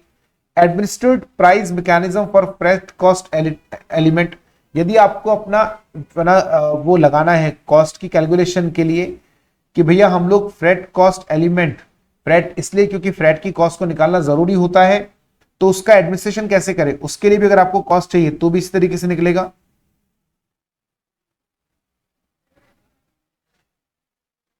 Determination of inward freight law cost included और to be included in cost of purchase, जो कि हमारा मेन काम है, कॉस्ट ऑफ परचेज अगर हमें किसी प्रोडक्ट की निकालनी है तो उसमें शामिल करना है computation of freight included in value of inventory for accounting on inventory और valuation of stock hypothecated with banks, bank वगैरह से लोन लेते स्टॉक को हाइपोथिकेट करते हैं, उसके लिए भी ये काम में आएगा। अब यहां पर अगर हम देखते हैं कॉस्ट ऑफ ट्रांसपोर्टेशन को कैसे कैलकुलेट करना होता है, तो देखो कॉस्ट ऑफ ट्रांसपोर्टेशन निकालने के लिए एक दो बातें जो हमें ध्यान में रखनी है, वो डिपो का डेफिनेशन याद रखना। दो चीजें बता रहा हूं, एक तो इनवर्ड ट्रांसपोर्टेशन कॉस्ट और एक आउटवर्ड, क्योंकि इन दोनों पर एक एक बार क्वेश्चन आया हुआ है। इनवर्ड ट्रांसपोर्टेशन कॉस्ट का मतलब और आउटवर्ड, दोनों इंपॉर्टेंट है। और डिपो, ये सब मैं आपको यहां बताता हूं, देखो ध्यान से। पहले तो कॉस्ट ऑफ ट्रांसपोर्टेशन में इट इंक्लूड्स क्या क्या आएगा, cost of freight, cost of cartage, transit insurance, cost of maintaining own transportation fleet, अगर आपका खुद का ट्रांसपोर्टेशन फ्लीट है, खुद के व्हीकल्स है, and other incidental charges, cost of freight, किराया जो भी लगा, cost of cartage and transit insurance. And अगर कॉस्ट ऑफ अगर आपको खुद का ट्रांसपोर्टेशन फ्लीट है तो उस केस में बेटा कॉस्ट ऑफ फ्रेट अलग से नहीं होगा, कॉस्ट ऑफ कार्टेज नहीं होगा, आपके ट्रांसपोर्टेशन की जो खुद के फ्लीट को मेंटेन करने की कॉस्ट है वो, राइट। और अदर इंसिडेंटल चार्जेस क्या इंक्लूड नहीं करना है, पेनल्टीज एंड फाइन्स इंक्लूड नहीं करना है, डिटेंशन एंड डैमेज चार्जेस, दोनों ही बातें मैंने आपको कॉस्ट अकाउंटिंग स्टैंडर्ड नंबर 4 में भी बताई थी। Penalties and fines abnormal include नहीं किया जाता, डिटेंशन एंड डैमेज चार्जेस को भी इंक्लूड नहीं करना, राइट। अच्छा, यहां पर देखें, ये जो चार्जेस है पेड टू आउटसाइड एजेंसी है तो इनवॉइस मिल जाएगा, अगर खुद ने इनकर्ड करा है तो आपकी कॉस्ट। ट्रांसपोर्टेशन कॉस्ट जैसा हमने कहा था दो कैटेगरीज होती है, इनवर्ड एंड आउटवर्ड। इनवर्ड अगर है any transportation cost incurred in relation to receipt of material in factory और at a place of use of such material and place of sale, यानी इनवर्ड ट्रांसपोर्टेशन कॉस्ट का मतलब जब material कहां आ रहा है, या तो आपकी फैक्ट्री में या उस जगह आ रहा है जहां पर आप उस मेटल को यूज करेंगे या जहां से उस मेटल को सेल करेंगे। ये तब होता है जब आप ट्रेडिंग बिजनेस करते हो। ट्रेडिंग बिजनेस करते हो तो मटेरियल आता है, बिकता है, बनता नहीं है। अगर आप मैन्युफैक्चरिंग बिजनेस है तो रॉ मटेरियल आएगा फैक्ट्री में या जहां पर भी उस मेटल को यूज करना है। आउटवर्ड ट्रांसपोर्टेशन कॉस्ट मतलब any insurance, any transportation cost incurred in relation to sale delivery of goods from factory to depot और to a place from where goods will be sold और delivered to user. अगर आपने अपनी factory से माल भेजा, कहां भेजा, डिपो पे। डिपो बेसिकली क्या होता है बेटा, जैसे कोई आपका बाउंडेड प्रीमाइसेस, जैसे आपका गोदाम है, जैसे कोई होलसेलर का है प्लेस, राइट, उसको बोलते हैं डिपो। डिपो वो जगह होती है जहां पे माल बनाने के बाद रखा जाता है जिससे कि वहीं से माल को हम लोग डिलीवर कर सके, राइट। डिपो उसको बोला जाता है, कोई स्पेशल चीज नहीं होती डिपो। माल बनाने के बाद रखने के लिए जगह तो चाहिए ना यार, फैक्ट्री में तो माल लिमिटेड ही रख सकते हैं, डिपो से अलग अलग जगह। डिपो कंपनी कई जगह बनाती है, माल को उसका ट्रांसपोर्टेशन करना आसान होता है। यानी कंपनी ने प्रोडक्शन कर लिया और पूरे इंडिया में मान लो 10 जगह डिपो बना रखे हैं, माल रख दिया। अब जहां जब भी ऑर्डर आएगा तो जो भी नियरेस्ट डिपो होगा वहां से माल भेज देते हैं। It's a bonded premises where the stocks are kept. बहुत ज्यादा काम की चीज नहीं है। वहां तक पहुंचाने का खर्चा या जिस जगह से गुड्स को बेचा जाएगा, ठीक है, वहां तक का खर्चा। और अगर आप डायरेक्टली बायर को देते हो तो when it is delivered to the buyer, तो बायर तक पहुंचाने का खर्चा। अब नीचे देखो, फ्रेट एंड कार्टेज में भी आपको छोटा सा डिफरेंस है, वैसे तो काम का नहीं है। Freight means charges paid for transportation of material और गुड्स, राइट। और कार्टेज मतलब चार्जेस और labour paid for movement of goods and material for short distance. ऊपर वाले में क्या है, charges paid for transportation of material और goods from one location to another. मतलब देखिए, अगर शॉर्ट डिस्टेंस क्या होता है ना, माल आ गया, गली के बाहर खड़ा है, गली के अंदर नहीं जा सकता ट्रैक्टर, क्योंकि ट्रक या ट्रैक्टर बहुत बड़ा है। तो छोटे छोटे हाथ गाड़ी है, रिक्शा गाड़ी है, उनसे माल को अंदर पहुंचाते हैं, उसको बोलते हैं बेटा हम लोग क्या, कार्टेज, है ना। और एक लोकेशन से दूसरे लोकेशन, अगर आउट ऑफ सिटी है तो भी, और आउट ऑफ सिटी नहीं है बट बड़ी लोकेशन है, वहां माल पहुंचाया, तो उसको बोलेंगे फ्रेट। ट्रांजिट इंश्योरेंस मतलब amount paid for insurance ensuring risk of loss of goods from damages during transportation. यदि ट्रांसपोर्टेशन के दौरान गुड्स में कोई डैमेज होता है तो उसकी रिकवरी के लिए। इक्वलाइज्ड कॉस्ट ऑफ ट्रांसपोर्टेशन मतलब average cost of transportation over और for a period of time. बहुत आसान है, जितना इसमें हल्ला मचाया गया है, इक्वलाइज्ड कॉस्ट ऑफ ट्रांसपोर्टेशन। एक पीरियड आप पकड़ लो, 2 महीने, 4 महीने, 5 महीने, 6 महीने, जो भी आपको उचित लगता है अपने मटेरियल के हिसाब से, उसमें जो भी आपका ट्रांसपोर्टेशन कॉस्ट लगा उसको जोड़ लो और एवरेज कर दो, वो कहलाता है एवरेज कॉस्ट ऑफ ट्रांसपोर्टेशन, ठीक है।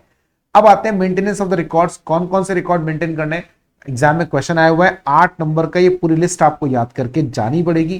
Proper record shall be maintain for recording the actual cost of transportation showing each element of such cost as a freight, cartage, transit insurance, other.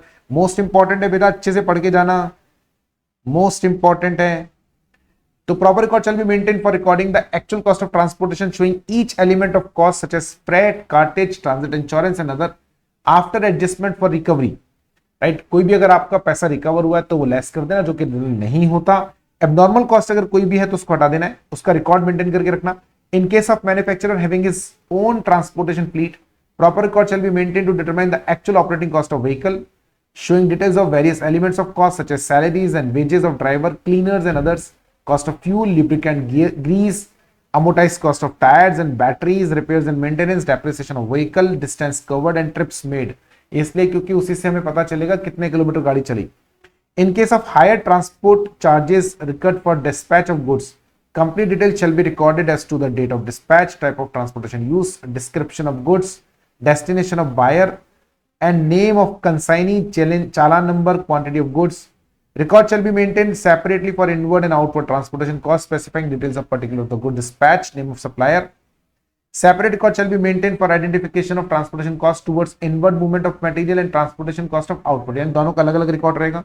Record of transportation cost from factory to depot and thereafter shall be maintained separately। Record for the transportation cost for carrying out any material product to the job workers place and back, उन तक पहुंचाना और उनसे वापस। Record for transportation cost for goods involve exclusively for trading activities shall be maintained separately and the same will not be included for claiming any deduction for calculating assessable value.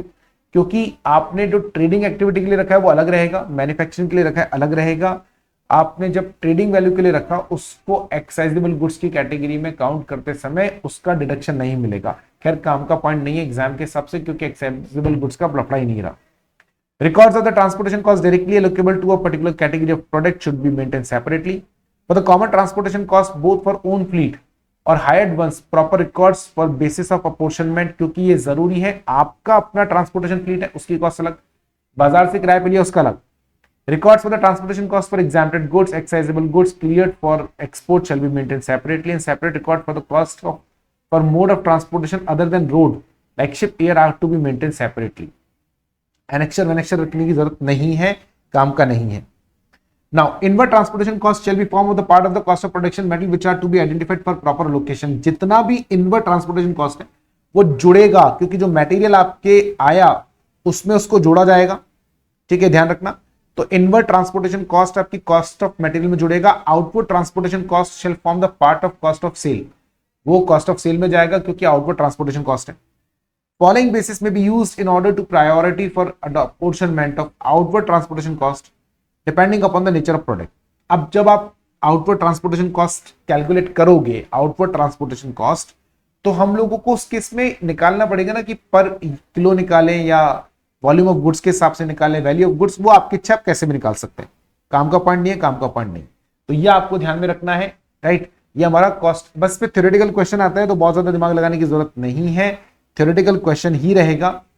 ठीक है, तो ये आपको ध्यान में रखना है। ठीक है मेरे बच्चे।